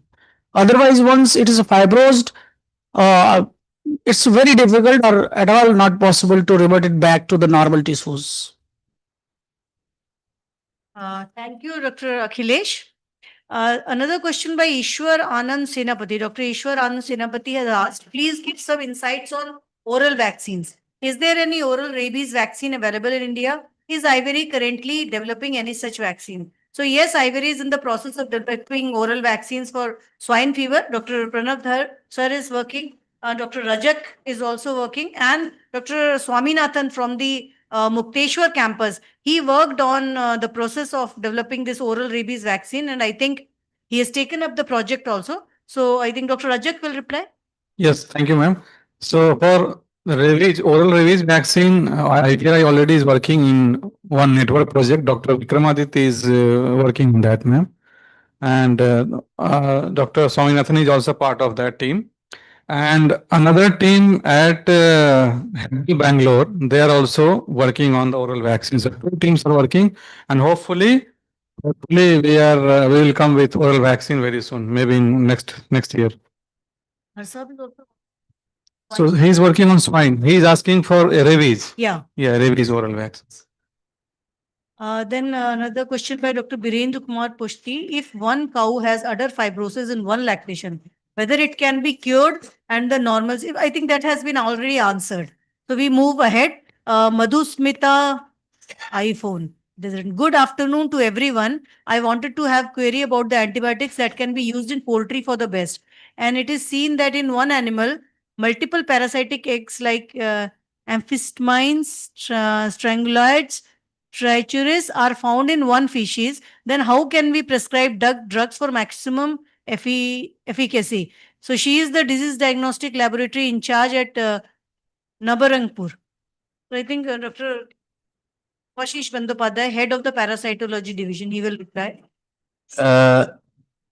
Madam, that what you are telling now, that different multiple parasitic, if it is present in the fecal sample, it is natural. In natural conditions, animal you can get the amphistomiosis, trichinosis, and all the other gastrointestinal parasitic infection. In that case, one particular drug, that is uh, any benzimidazole group of drug you can use. Okay, but I recommend that fenbendazole you can use, because it is not harmful in pregnant animal also. That you can use, and it will cure all the GI parasites which is present, mainly in the nematode parasites. That one is possible to optimize the condition. And another question is, okay. और करना हो गया और कुछ question और कुछ है उन्हीं का और क्या क्वेश्चन था नीचे करो Amphistome strongyle trichuris is found in one feces. That is one any book any drugs related to fenbendazole drug, if you can use, it can cure all the GI parasite which is present in the fecal sample. Thank you. Thank you, sir. So another question by Dr. Punyabrat Behera from Subarnapur. Even if after doing ABST, animals not showing response in few mastitis cases, if udder fibrosis is developed, then things getting undone, what to be done? Animals are not responding to blood protozoan medicines even after double administration. What to do? Need more enlightenment on One Health approach. I think mastitis query has been already dealt by Dr. Akhilesh, and the blood protozoan diseases. Already Dr. Sarvanan has answered to the query. Next, Dr. Santosh Kumar Swine. Good afternoon, sir. Is there any kit available for rapid diagnosis of rabies in pets? As in hospital, we are exposed to pets showing symptoms of rabies, but in some cases, the animals show these symptoms in obstruction, which needs X-ray for confirmation so that we can rule out rabies and proceed to for treatment as desired. I can answer, Dr. Upsi. Yeah, Dr. Soini. Yeah, my Director yeah. Yeah, actually, there is one lateral flow, like pregnancy kit only. Anigen one kit is there. That is a chromatographic immunoassay, where from the bovine, canine, like that, all the species, it can be tested. Saliva or brain, anything, detection of antigen or the virus from the sample. Kits are there available. Yeah, दे देना इनको दे देना doctor साहब को दे देना So in our IB also, people are working CRISPR-based kit already almost in at final stage in kit form. So that need validation, then release. So we have developed a rapid kit for raise detection also. Thank you, Dr. Rajak. Yeah, just tell. Okay. Yes, please.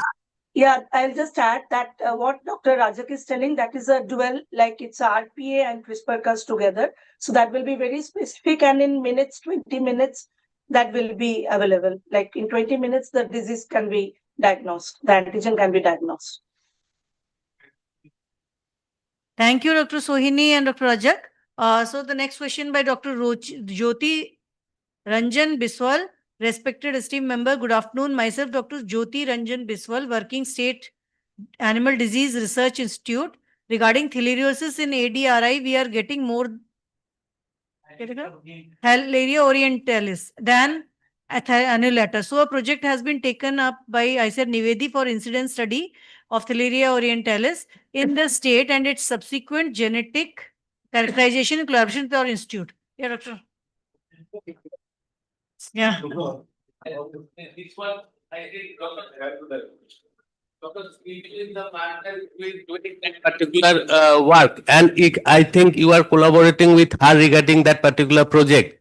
And our from IVRA also students are going, and they are also doing the work on Theileria annulata along with Dr. Shiju. I think this one is the latest condition, latest scenario of that particular thing. Good afternoon, sir. Yes, sir. Dr. Shiju Susan actually working on this project. Yes, thank you, Dr. Jyoti. Then we have another question by Dr. Rakesh Kumar Bidbak. Is pooled sample testing a reliable option for surveillance in large herds or villages? Pooled sample testing. I think Dr. Sohini.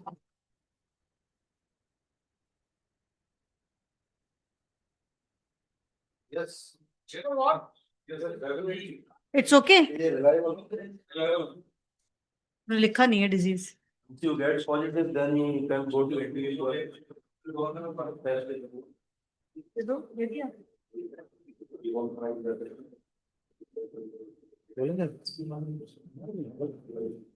हो गया? You can bring that for you. हाँ, बता दीजिए doctor साहब. Dr. Rakesh Kumar Badwak. It is a reliable if you test the in pooled sample because it is economic also. Once you get the positive sample, then you can screen the individually that from which animal it has come as a positive. If you want to test it, monitor it on daily basis, pool sample is good option. Go ahead. Thank you, Pavaiya sir. Then we have a question by Dr. A.K. Acharya. Is there any non-invasive technique to measure blood pressure in animals? All are Yes, it's available. That is called as Doppler blood pressure measurement method. It's non-invasive and it is highly accurate as compared to the oscillatometric method what the others they use in routine practice. So it's available. Yeah, this is Dr. Priyanka Uppe, scientist from the medicine discipline from IVRA campus, Bengaluru. So I think your query is resolved. Then another question is by Dr. Ashish Dora, snake bite death in livestock. Any suggestions for early diagnosis, anti-snake venom availability for field use, at it large available only for human use through medical hospitals? Dr. Priyanka? Snake bite. Anti-venom. Yeah, ma'am, it's like whatever it is available for humans, same thing it's used. Like there is nothing developed specifically, it is developed for any species of animals. Yeah, okay. Yeah. Thank you. So we have Nikunj Bihari Mohantav. He's asking, is there any protein alternative in field condition other than soybean to reduce feed cost without any harmful effects on birds? So we have head animal nutrition division, Dr. Narayan Datta sir. He will reply. Yes, download kit and the can also be tried because the group science had reduced from that. So, and some alternate insect protein also can be tried. as a replacement of tractor swapping mill. Thank you, sir. We have another question by Dr. Nishikant Baka. Good afternoon to all. Myself, Dr. Nishikant Bala from ADVO LP Balasore. Sir, this is regarding public health aspect about videos getting viral about increased risk of cancer in long-term consumption of eggs. Uh, Dr. Bablu, Head Veterinary Public Health Department. Madam, this is not a very much focused question because cancer has directly it has not been linked to feeding eggs unless and until you do some controlled experiment. So this is not at all related to a veterinary public health aspect unless and until it is established scientifically. There might be other factors associated with it. And there are many interesting viral videos of such kind available. So thank you, Dr. Gupta. Yeah, and Dr. Arup Sen, head of LPT division, he wants to supplement some information. I think after that video, FSSI has already that categorically they have released the document that there is no risk in eating egg and no risk of cancer even. Thank you. Thank you, sir. Madam, I would like to supplement this question. Many times in Odisha, what is happening whenever there is a chances of bird flu across Jharkhand or Bihar or somewhere, then there is a panic in the Odisha society as well. And they start saying that cull the birds, don't take the birds, the price of the broiler birds, they go very down, even though Odisha is free from bird flu. And we are also taking all ring vaccine, all protection from there. But the message to the communicated to the farmers is important. So if somebody from a premier institute like IVRI can come up with some small videos, then whether consumption of meat or broiler is good or bad, whether they should go for it or not, then it will be helpful for us to circulate in social media as well. Thank you, Rajiv ji. Surely we will come up with some flyers and documents, some single page things or for community awareness, and we will develop those and give to you. You can like popularize in your state. Thank We will you, develop those myth and facts. We will develop it Yes. like because we Yes, have yes. during the COVID times, and we will do one thing is we will post it on our website also, so you can Yes. take it as an authentic document and you can popularize it. Sure. I just want to add, Dr. Rupsi. Yeah, Sohini. Yeah, sir, now we cannot say at today's scenario that Odisha is free from bird flu because now recently there are many outbreaks. So I'll suggest you, sir, please do the surveillance, which is there in every RDDL and CDDL. We are regularly doing the surveillance. So please do the surveillance and never be assured that it is free from, the state is free from bird flu. This is my submission to you. Thank you. Definitely, ma'am. That part we followed up when we send samples to RDDL or to Bhopal. Before that, 1 week, 2 weeks before, so the panic starts and the rumor starts through these short WhatsApp channels and all. That's we'll do it. Actually, we are taking up the surveillance throughout the state, and as per the action plan that has been designed by that is our Nivedi Bangalore. And in consultation with Nishad, and we are sending the 30% of the samples to Nishad Bhopal, and 70% of the samples we are sending to RDDL Calcutta. And we are by now we have already sent more than I think 166% of the target sample we have already sent. And as it is the winter month, and we are giving special focus on the area where there is migratory birds are visiting in those districts, particularly like Puri, and that is Ganjam and Khordha, and that is Sambalpur, those blocks where and Kendrapada, on that pockets we are giving the special focus, and we are collecting the samples and sending it. Okay, thank you. Thank you, Naik Saab and Rajiv ji. So we have a question from कौन सा है ये ऊपर वाला है नीचे doctor तुषेंदु Nayak CDVO Ganjapati. Good afternoon, experts. The treatment of livestock at rural area is based on tentative diagnosis and possible treatment. Can we extend the diagnostic tests at farmer level to ensure pinpoint diagnosis and safe treatment?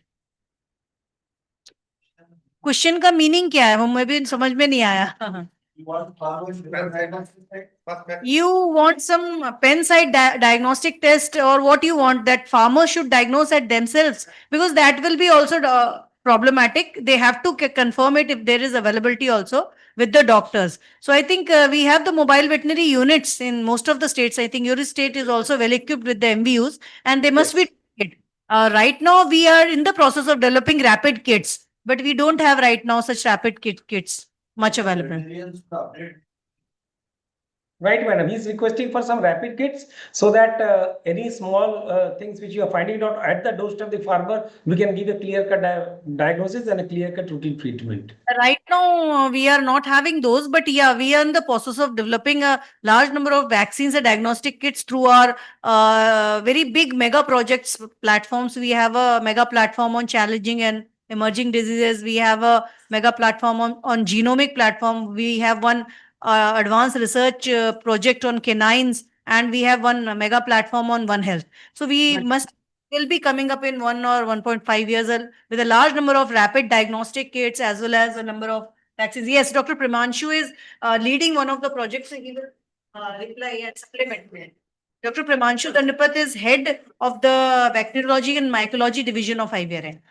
Just to supplement, you see, all the veterinarians were in the field. All of us, we want that all the disease should be diagnosed rapidly at the field level. But there are few issues we should understand. For some of the diseases, some of the tests are recommended. Always the LFA or some other rapid test kits are not recommended for its diagnosis. Another thing I just want to highlight, some of the animal diseases or the zoonotic diseases are notifiable in nature.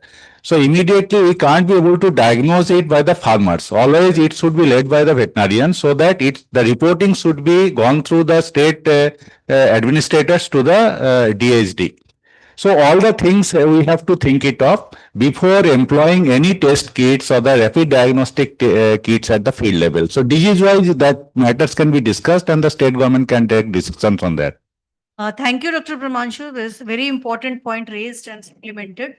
Reporting of a large number of diseases is very essential, and I think test kits for like pregnancy diagnosis or some smaller things, if those are there for farmers, that will be very helpful. But for other diseases, I think that has to be taken up by the veterinary officer. We have another question. Rautre, morning, ma'am. We have many types of LFAs available for various diseases. Why no such LFA is available for Theileria babesia, trypanosomiasis, etc. for cattle? If we consider Theileria is intracellular parasite and thus LFA is difficult, how come we have malaria LFA? Now, yes, now I your question, Theileria is an intracellular parasite, then LFA is not possible. It is typical. How come malaria LFA? It is not a question of intracellular or extracellular. Okay, if we identify that particular antigen, then we can diagnose those things using antibody and other things. So in our division, we have already developed dot ELISA based diagnostic kit for babesia for cattle, and for your information, we have already developed multiplex PCR based diagnosis for canine, and that revalidation is going on. And after that, we can give it to the for the marketing and other things. So at present, multiplex PCR based diagnostic kit is available and it is in revalidation stage. And dot ELISA kit already we have developed, and we are trying to convert this one in LFA mode. So in future, that we can give you one LFA based test for babesiosis. Thank you. Thank you, sir. So I think your query is resolved. We are in the process of developing these kits, and you can directly contact to our head parasitology division for further information. And whenever the kit is available, that will be given to Agri Innovate for commercialization also. Then we have Dr. Janmani Mahapatra.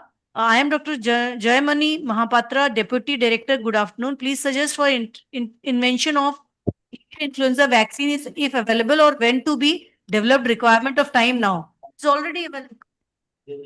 Raja? Adhar Sapus. Dr. Jamini Mahapatra. These avian influenza vaccines are already available in H9N2. 3 companies are marketing in the country, in India. Indovax, then Venki's, and one more company. Which was the technology transfer from Nishad, Bhopal. It's a LPAI vaccine, LPAI, low pathogenic. Yeah, low pathogenic vaccines are high pathogenic are not available. You're asking for LP, SPI. Dr. Jamini. Patra, please answer what you are asking. Okay, LPI vaccines are available, but not HPI. Dr. Mir will take it up, madam. Let's go to the next one. And we'll go to the next one. Dr. Bishnu Priya, in killed vaccines, an adjuvant is always added, but while preparing BQ vaccine, but no adjuvant is added as per IVR protocol. Can we go for a alum adjuvant BQ vaccine by adding adjuvant? Dr. Ravi. It is true that for BQ vaccine, we are not using right now any adjuvant, but we can go for element adjuvanted vaccine. But again, you need to go for animal trials before bringing it to the field condition. Whatever we are using is without adjuvant right now, and complete experimentation is required if you are adding LM adjuvant.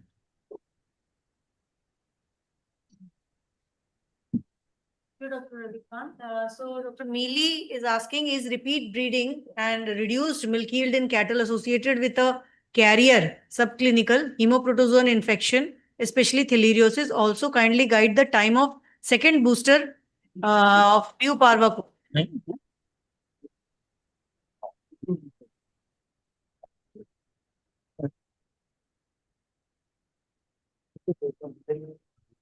Initially, the single injection of the buparocone will be 2.5 body weight, 2.5 mg per kg body weight as a if it is not responding in 40 to 72 hours, second dose can be given. Second dose, in those cases, third dose may be followed after another 48 to 72 hours. Request veterinary doctors on the field to mute the mic. Only when they are asked, they have a question, then they can respond, please. It's disturbing. Yeah, thank you, Dr. Sarvanan. So we have another question from Dr. Jyoti Ranjan Biswal. Good afternoon, Dr. Partha from ADRI for tuberculin SID test. What should be the precaution to take not to get false positive results, and how we can test more accuracy? TB incidence for a organized farm. You see, Dr. Biswal, the single intradermal test always gives lots of false positive because we are inoculating here the single tuberculin, that is the bovine PPD. So if the animal is exposed to non-tuberculous mycobacteria or any other mycobacterium, so that may give the false positive reaction. So to reduce it, the double intradermal test is recommended, where two kind of PPDs you have to inoculate on the both sides of the neck. If enough space is there in the crossbred or the exotic breed, so it can be done on the single side. So there are some protocols for it. Now, again, I just want to mention, sometimes we used to get some false negative reactions even in the SID, in the field condition. If the animals are aged less than 3 months old, if the animals are pregnant around more than 7 months, and if the animals are treated by some dexamethasone or some other drugs, immunosuppressive drugs, in those cases, we may get some false positive reactions, false negative reactions. Yeah, thank you, Dr. Himanshu. Then again, question by Dr. Jamini Mahapatra on now working in televeterinary services, working well with video calling facilities. What other facilities can be more required nowadays? Dr. Jamini Mahapatra, Deputy Director, now working in televeterinary services. Of course, there are a number of artificial intelligence based applications being developed now for disease identification through imaging techniques and various other artificial intelligence based application for precision farming. So all these are in nascent stage as far as our country is concerned, although in other countries there is a big development. And we also developed one project and we developed with did it with ISRI for identification of diseases through like imaging techniques, that is machine vision. And I think anybody else want to answer? Ravika? Want to answer? Sorry. As per our protocol here at IVRA, we are using Clostridium shorio 49 and Clostridium septicum also it is recommended 51 strain. So both strains we are using for production of this vaccine. Now you are asking that can we go for a BQ vaccine by using one strain Clostridium shorio? So that need to be tested. Otherwise, we are using both the strains to have better immune response. And this has already been tested rigorously. And that's why in Indian protocol, this our protocol, we are using two strains 49 and 51. So I will recommend that you should go for both the strains. Because these all diseases like this black water, it is not only caused by sugar, but it is also caused by septicum. So for complete protection, both strains are recommended. Thank you. He was answering to the next question of BQ vaccine. So there is another question by Dr. Bimal Kumar Chaudhary. Is bird flu vaccine legalized in India? It's legalized in Indonesia, Bangladesh, European countries, etc. Darsa? This HPI vaccine is not recommended yet in the country, only LPI vaccine.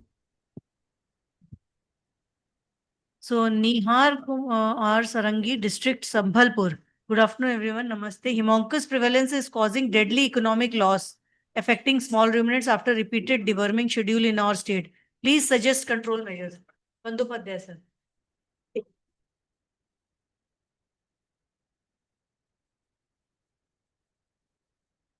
Now, as you know, this Hemorrhagus prevalence of Hemorrhagus in ubiquitous in nature throughout the country. You can get this one whether it is tropical, whether it is temperate. I can found the Hemorrhagus egg at a height of 24,000 feet. That Hemorrhagus is present there. So it is not possible to control this Hemorrhagus through that using the deworming. The deworming, most of the deworming at present is what we are using. That one is resistant against the most of the GI parasites. Now the question comes how we can go this one.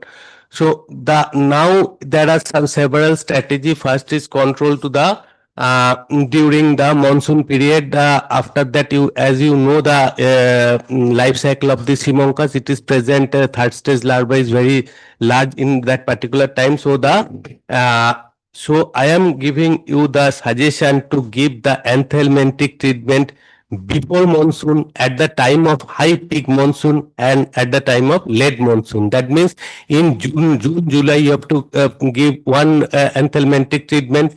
In the September, October month, another anthelmintic treatment, and last treatment you have to give in November or December to reduce the Hemorrhagus infection and all other GI parasitic infection. You can treat those things and you can tell the farmers that this is the schedule for control of GI parasitic nematode in the field condition. Thank you.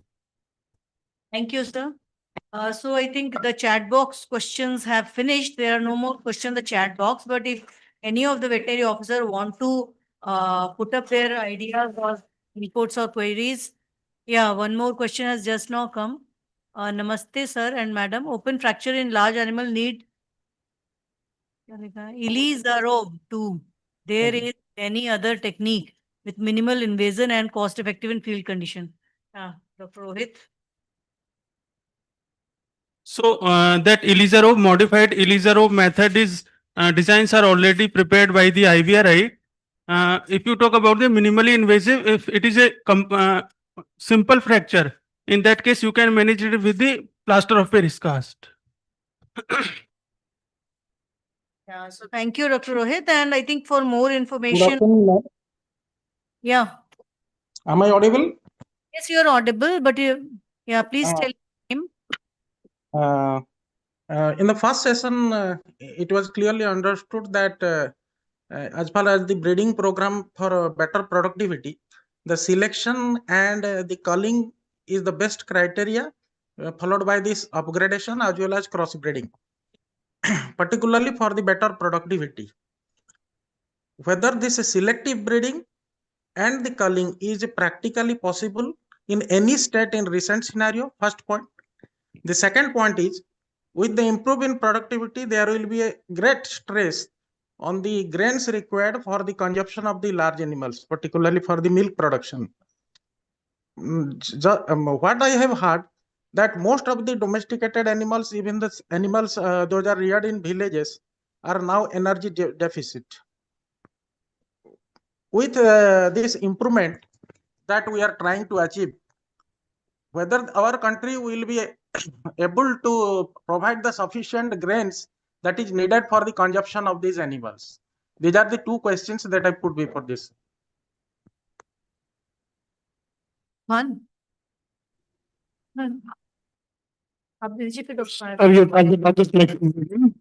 As you know, most of the state in India, there is a no slaughter policy, so we are not slaughtering the cow market. So selective breeding is not possible by and large in the most of the states, but at organized farm, we can do a big extent. We can selective breeding is possible. Sir, what was your second question?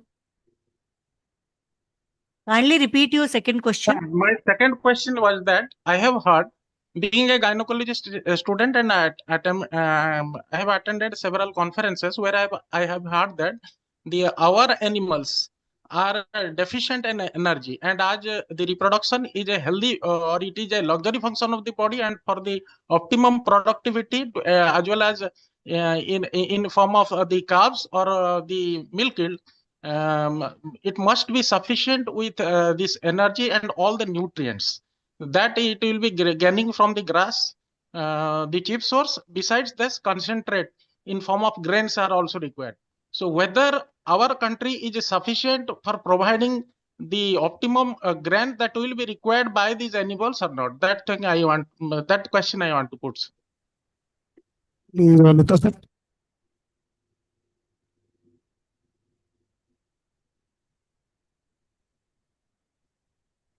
Yes,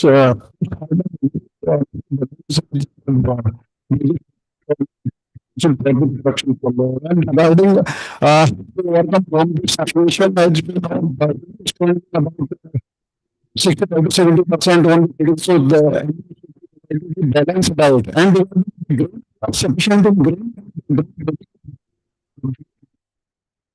picture and about 30% grain supplied in the custard picture. The production potential of the animal. Sir, the audio is not clear, sir. Your audio is not clear, sir. थोड़ा सा दूर रख के बोलो. Regarding grain, we have sufficient of grain, and grain are being supplied in the concentrate mixture as per the production potential of the animal. We are supplying from 20% to 40% grain. In the high yielders, we are supplying about 40% grain in the concentrate mixture, and in the low yielders, we are recommending about 20% grain. So grain is not the problem, and so it can be kept 20 to 40% as per the production potential of the animal. No, sir. What I have heard that most of our animals are deficient in energy due to this lack of grains. Is it a myth or it is true? No.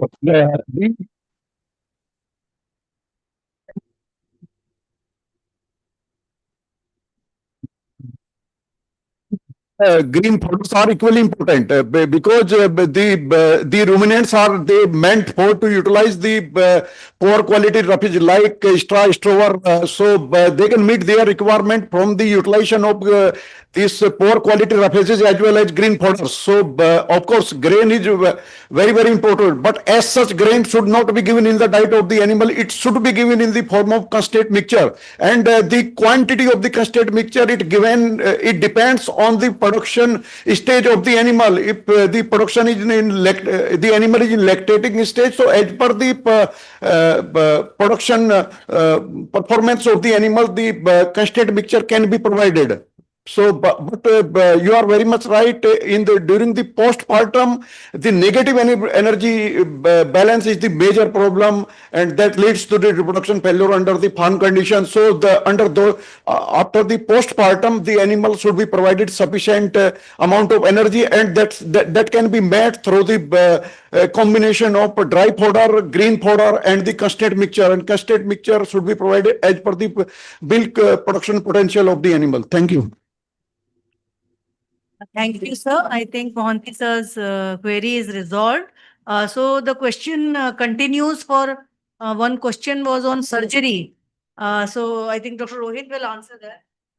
So regarding the fracture management in large animal, it is always challenging. So our approach should be like that. The case should be presented in the initial stage. And most of the time in the initial phase, the fracture is simple. There is no wound. So in such cases, you should treat that case with the help of POP cast or fiberglass cast. But if in the later stages, the fracture becomes compound or if there is any wound, you can use the metallic circular skeletal fixators, which have been designed by the IVRI and they are easily available all over the India. Our manufacturers, they can provide those fixators all over India. So if you want them, you can contact to the surgery division. We can facilitate to procure them. And regarding the hip dislocation and femur fracture in the large animal, it is very difficult. One thing is that femur fracture is very rare in the large animal because they are supported by an ample muscle mass. Though chances will be there, the fracture of tibia, metacarpal, metatarsal and radius ulna. Though if fracture is there for the femur, there is no treatment till date. Okay, you have to go for the slings and the conventional management condition, painkillers, antibiotic. That's all. Thank you, Dr. Rohit. So BVO Satyabadi, he is asking, please mention the recent medicines for birth control of canines, felines, and also for termination of pregnancy. No such medicines available. There is no such medicine is available. The only there is ABC program is being implemented. Surgically, we can terminate so that population can be like human. We don't have any birth control pills for animals. So I think the answer is clear. We do not have any birth control pills. So with this, I think chat box questions are finished. So if anyone want to raise any other queries, they can just open their mic and let us know. Since we are moving towards the crossing the lunch time, and you all must be hungry, including our IVRA experts. So we can move very fast. If questions are not there, I think we can take the concluding remarks. Are there any questions? Rajiv ji? No, madam, let's conclude it up. Yeah, okay. Then kindly, if you have any remarks, then you can please provide, else we will ask our Honorable Director, Animal Husbandry. I see that he was still here with us and I'm very happy that he had been participating throughout the technical session 1 and 2. So I think the technical session 2 has been very thorough with a large number of queries and questions, and there will be always some queries and questions that will remain unresolved. And of course, we can plan and they can write to us, or we can have another meeting. There is no dearth of time, and we can have one more meeting in the same financial next financial year in some maybe during September or August. Another if some more queries and questions and issues are raised. So with this, we are concluding towards the technical session 2. So my co-chairpersons, Dr. Bablu and Dr. Rajiv. So if you have any inputs or you want to address, please. Yes, I would like. Yeah, thank you so much. I think the interactive sessions was great, and our officers could directly post questions, and the queries were met very clearly, tangibly, and pragmatically, so that there are some solutions for them to immediately go with what next for them. Definitely, we look forward, madam, that such types of forums should go forward, because this gives a scope for the field practitioners to ventilate what is there at the really field situations, maybe through ICT, through farmer-based approaches, or even through management of the cases like any stress as well as surgical things as well. So those are technical topics which have already come forward. My per se would be there for this meeting because we'll be concluding with director's message as well. We are looking forward, madam, for establishing a possible partnership as with IVRI to help us as a knowledge partner, or it could be a capacity build partner or skill development, any forms we can work it out. Currently, we are having a partnership MOU with ICR SIVA, Central Institute of Women in Agriculture, and we have a 5 years partnership with them, and we have an MOU understanding. So we are looking forward that looking into the in-depth requirement to build the human resources in the state of Odisha, to meet the vision of Viksit Odisha as well as Viksit Bharat, let's give this as an institutional shape or within the formal type of scope of work which we can work out, because we have a lot of innovations which I've already seen it up. So let's have a small half page on what are the innovations practices which 47 innovation ideas which has already come up technologies, so that what is really required for my state, for my farmers, people can choose and pick it up, and that can be a part of it. We can also work on the different topics which have come up, whether we talk about AMR or reproductive and product technologies or capacity building or technology demonstrations or field validation or digital technical knowledge platforms. So we can come up with a suggestive idea. Let's start with 2 or 3 or 4 focused area where we would like to get inputs from your side, and we bind up this institutional partnership with the government of Odisha, so that we have much synergies to go forward. And on behalf of the Principal Secretary Sir and Director Sir as well, I would also repeat, we would look forward for our Director Sir, Dr. Datta Sir. Last time we invited you, sir, you could not be a part of our MOPS. You are aware of it. We had a direct one-to-one interactions. This time from 21st to 23rd, any day it's open for us. If we can really quickly work together, we would like to have your presence for this meeting. And if we can have a small MOU of understanding, we can also sign up on that particular day in this our MOPS Mela, which has been there. I'm very happy. Our director sir is also there. We'll listen from him as well, sir. Thank you, Rajiv ji, for your inputs. Surely, I think Ivory is already a knowledge partner for, I think, Telangana government. We have signed an MOU. So I think this is a good initiative. And further, our director sir will tell us how we can move forward. But I think, of course, Ivory is a national institute, and we are working for a large number of state governments. And I think Ivory will be happy to be a knowledge partner for your state government and for developing your sunrise sector. Of course, we have the technologies that we have shown to you, and we will share it with you, our technologies that we have developed till now and that are available for commercialization, and the procedure and all we will share with you. Of course, apart from that, we have also developed some technologies which we call package of practices. These are not for commercialization, but these are available free of cost, and our document on package of practices for livestock health and production is available on our website. I will share you the link. Please see in that all the package of practices, including their inventors and developers, it is listed. These are small one page package of practices. I think 150 package of practices on livestock health and production. And it's all 5 gametes, right from animal feeding, breeding management, healthcare, wildlife management, everything is there. So you can use them in your place, and if required, they can be customized along with the inventors who have developed those package of practices. These include, right, you are asking housing designs or feeding management or breeding protocols, they are all there. So those things are free of cost, that is not charged. Only technologies like vaccines, diagnostics, some particular type of feed or value addition, those are having price, and they can be commercialized to the state government, like we have done earlier also for various governments and private companies also. And apart from that, you have asked, so of course we have shown you what we have, our strengths are known to you, so we can now plan ahead for the next time on what areas we want training, capacity building or hand holding. So you can write to us for that. With this, thank you, Rajiv ji. My another co-chairperson is Dr. Bablu. Dr. Bablu, if you want to add some of your inputs here as we are concluding the session.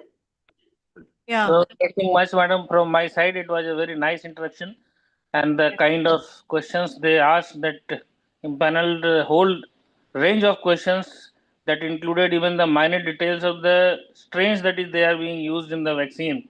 That shows their keen interest, and through OT training, I have been interacted with so many veterinary officers, especially from the vaccine production unit also. So they were very keen to make it very workable as soon as possible. Their government is also pushing, so they are asking lots of questions during the training also. So as you told, we will be happy to be a knowledge partner in creating their vaccine production unit. But I have a little small suggestion from you for the animal husbandry department, madam, that get a trained manpower for the specially dedicated manpower for the vaccine production unit or the diagnostic unit. Don't keep them changing that very frequently, because if they take some 2 to 3 years for training, they have to stay at one place, then only they can be very productive.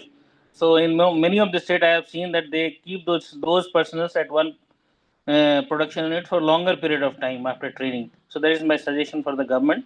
So thank you very much. Thank you, ma'am. Thank you, Dr. Bablu, for your suggestion to the for the meeting and for the government and how they can improve their sector. Now we have with us our Honorable Director Animal Husbandry, Shri Vijay Amruta Kulangeji. Sir, we are very happy to see that you have attended the whole session. We know that how busy you are, and I was thinking that you will leave after the inaugural. But I am very, very happy, and we are very much like thankful to you that you have attended throughout. So it shows your keen interest to improve your, especially the sunrise sector and the Odisha, the sunrise state. So I now request you Thank you, concluding. madam. Actually, I should be grateful to Director Dr. Triveni Dutt and entire team. And I listen very carefully. As initially I mentioned, it's a very new subject for me from technical point of view. Though I am related to farming activities, agriculture activities, and animal husbandry, but not from that scientific point of view. So it was very good session for me, and that's why in morning only I have decided that I will attend, and especially question answer session was quite good. It was a many one type of learning opportunity for me and for my team, and definitely how to move ahead.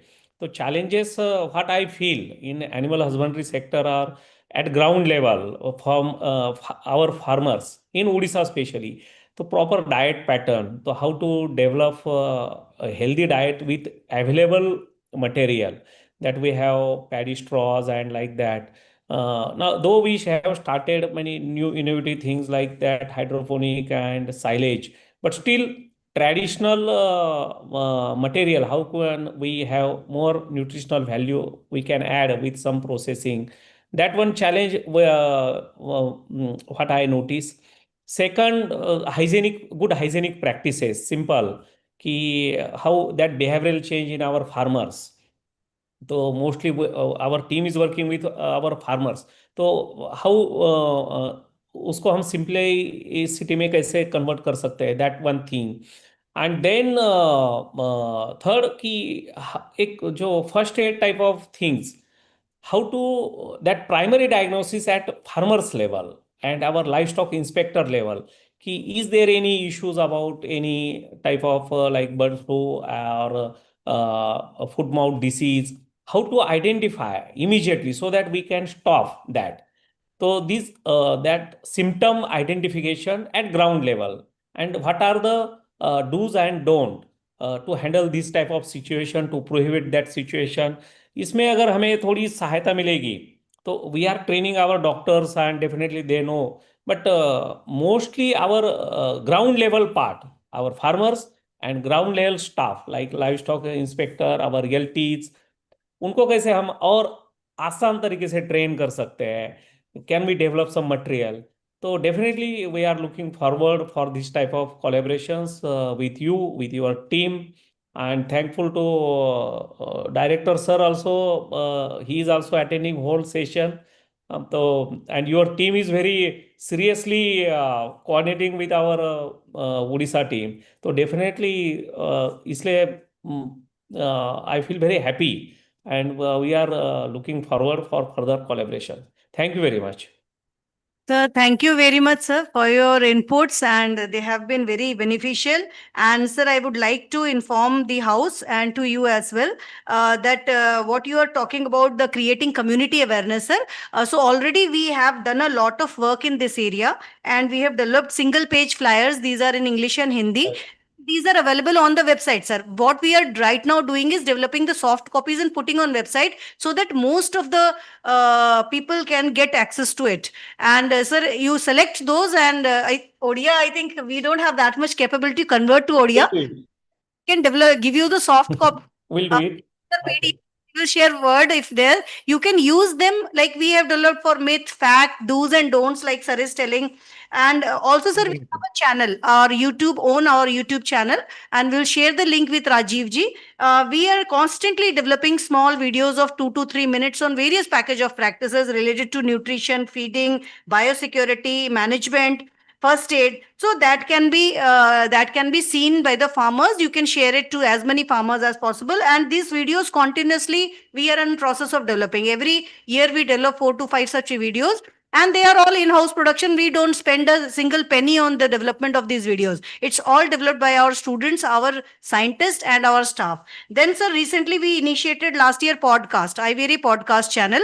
So it is on the same YouTube channel. You open YouTube and you go to the podcast section. Sir, we have now more than 40 podcasts on the anchor is our student and the speaker is our expert. So like our head of the division who are sitting here, they have answered to the question, important questions about avian influenza or swine fever, African swine fever. So these things, I think they can be accessed. They are available. Then IVR has developed a large number of mobile apps. We will share the link with that.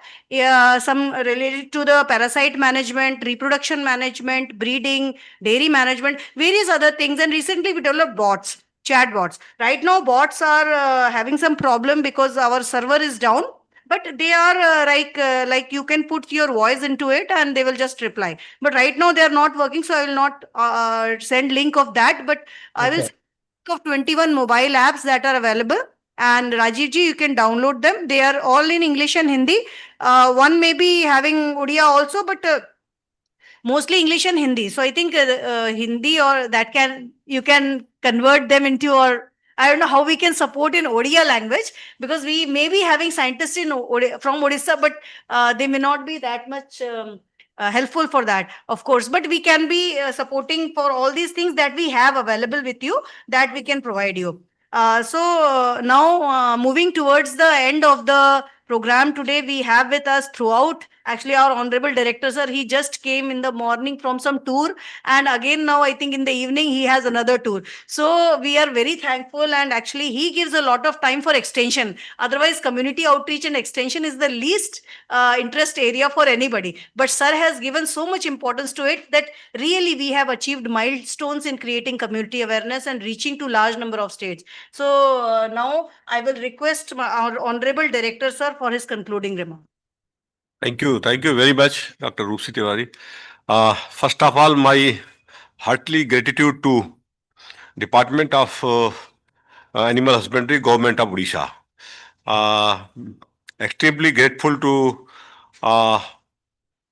Honorable Principal Secretary, Fishery and ARD, Honorable Director, Animal Husbandry and Veterinary Services, and Sri Harish ji and other senior officials of the Animal Husbandry Department, Government of Odisha, and our veterinary officials working in the field. So this was a wonderful half day session, and during this whole half day session, what we first hand information received that Government of Odisha and officials, especially the veterinary officials working in the state, they are very passionate in profession, passionate in working. We are providing training to number of state Department of Animal Husbandry officials. But I have seen the officials from Government of Odisha, Department of Animal Husbandry, very punctual, very passionate to learn, and I think this is a very good sign for the development of the sector. So in this forenoon today half day session, we came to know that the strength and weaknesses of the IVRI and also the Department of Animal Husbandry, Government of Odisha. So now we have to find the opportunity, how opportunity can be availed for the benefit of the livestock owner.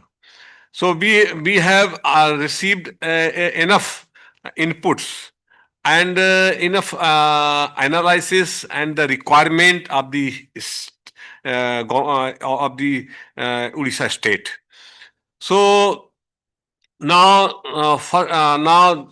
this is the beginning. How now we have to make a the move based on this, the foundation of today. I think f- uh, we have a first hand information in terms of farmers friendly literature and startup or entrepreneurs related literature, and also the ICT platforms which we have developed at IBRI over the period of time. So these all literatures and ICT tools can be translated into the Odia languages. So this we can be a continuous knowledge partner regarding the translation of the importance informations, innovations, and technologies developed by IBRI into the state specific language. This is, I think, first thing we can move on. And second important, the recently I think one important activities I know this very activity which have a very large impact and large number of involvement of the various kind of stakeholder going to be organized by the government of Odisha 21, 22nd and 23rd. So I think we should certainly avail this opportunity. Myself along with our senior officials and the head of divisions would like to see the platform, would like to certainly avail the opportunity and so that first hand information can be gathered. So this is second. And third, very important is this we have a mandate to improve the livelihood of tribal population. We have a mandate here, IVRI. And I think Odisha is a state wherein we have a rich population of rich tribal population, and we can join the hand with the Animal Husbandry Department, Government of Odisha, to select the intensive areas or intensive segment of the tribal population. So we can first rapid survey what is the requirement in terms of inputs of the population. So these inputs can be provided by the IVRI to the tribal population for the improvement of livelihood. So I think this is the area wherein we can work immediately both together, and we have a human resources which our regional Eastern Regional Center IVRI Kolkata. We have a very good human resources working in the field of livestock sector. They can frequently visit to Odisha, and they can find the segment rich in tribal population in consultation or in association with the concerned officials of the animal husbandry department, and one day they can also team can go and they can distribute the inputs for the livelihood improvement of tribal population. This is our one important project which we are running. So this can be taken up immediately, and now I think we have we have introduced several programs for veterinary officials working in the state, and these programs uh, in terms of diploma, or in terms of certificate or um, other courses. So vocational courses.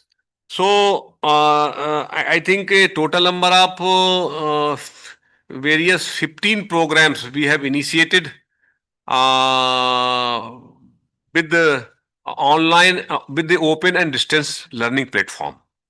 So this online activities can be initiated very soon at any point of time as per the programs which we are going to start. So diploma, vocational courses and certificate courses can be start very soon, and structured course we have developed, and we continuously we are offering diploma courses for our veterinary officials and the vocational courses for the startup and entrepreneurs and the progressive farmers, and also the certificate courses to our veterinary officials.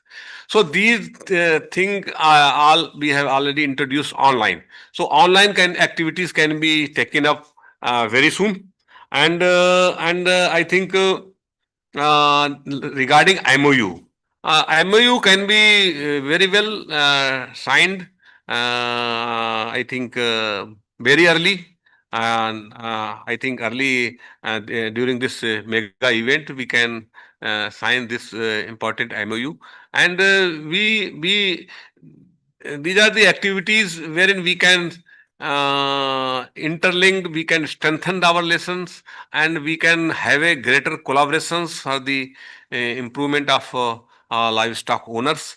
And I think this today's session is a very wonderful session, and we have learned so many key requirement and key functions of the Department of Animal Husbandry, Government of Odisha, and I think we have already made a structured proceeding, and whenever we will meet again with such kind of in such kind of platform, we will certainly we love to present our action taking report based on our today's event.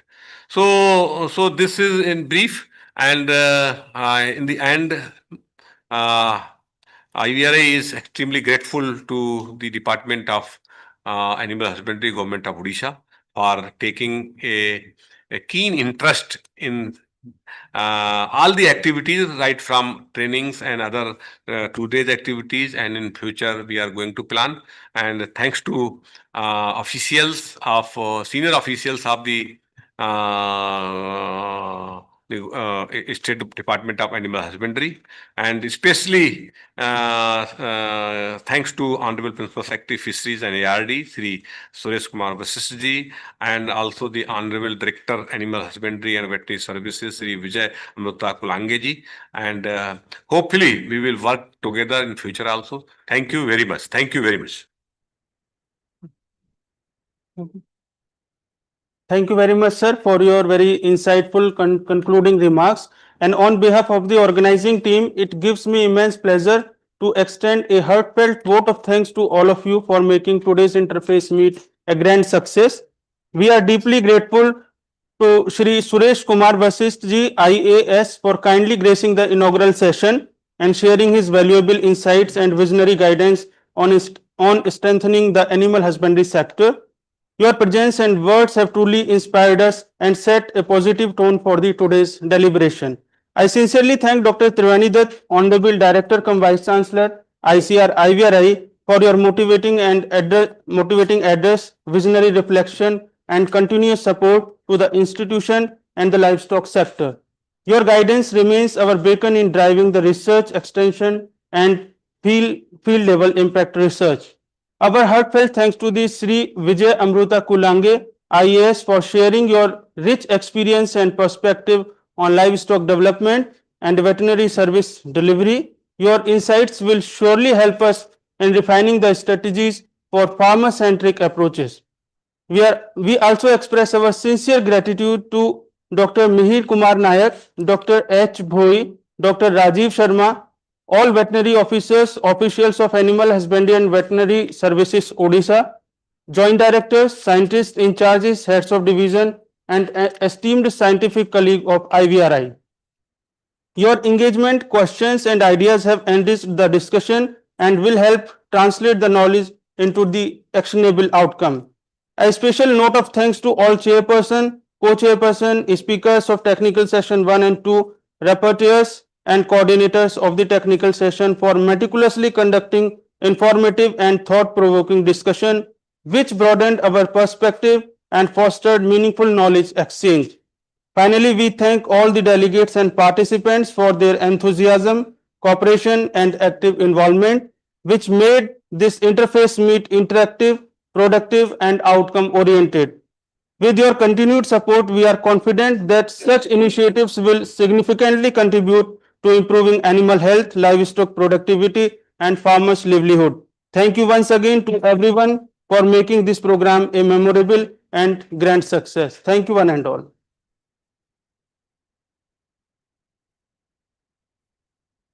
Thank you, Rajiv ji. Thank you, Rajiv ji. Thank you. Thank you very much. Thank you very much from our side, madam and sir, and the entire fraternity of veterinary IVRs, madam. Not only at Bareilly campus, but across the Indian boundaries, where everybody is sitting up and really looking forward to explore the future tie-ups and collaborations. And we have a fortified, strengthened mass which experts from your side to really help the community at large. I am very happy that we will start with the tribal people, those who are working together. There is a mandate from IVR side, and from our side, we also work on the for the uplifting the tribal populations as well. So we'll come up with short the contours where we can really work together in a coming generation, coming period of time. Thank you, Rupsi madam, for your time, energy, and it was really enchanting. It was really very vibrant, and this has definitely boosted the morale of all the officers across Odisha, starting from my secretary sir till the last ground level which is being there. So I thank everyone, and my special thanks to our secretary sir, our director sir, and ICR whole fraternity to make this workshop really a enjoyable moment, and we are wonderful.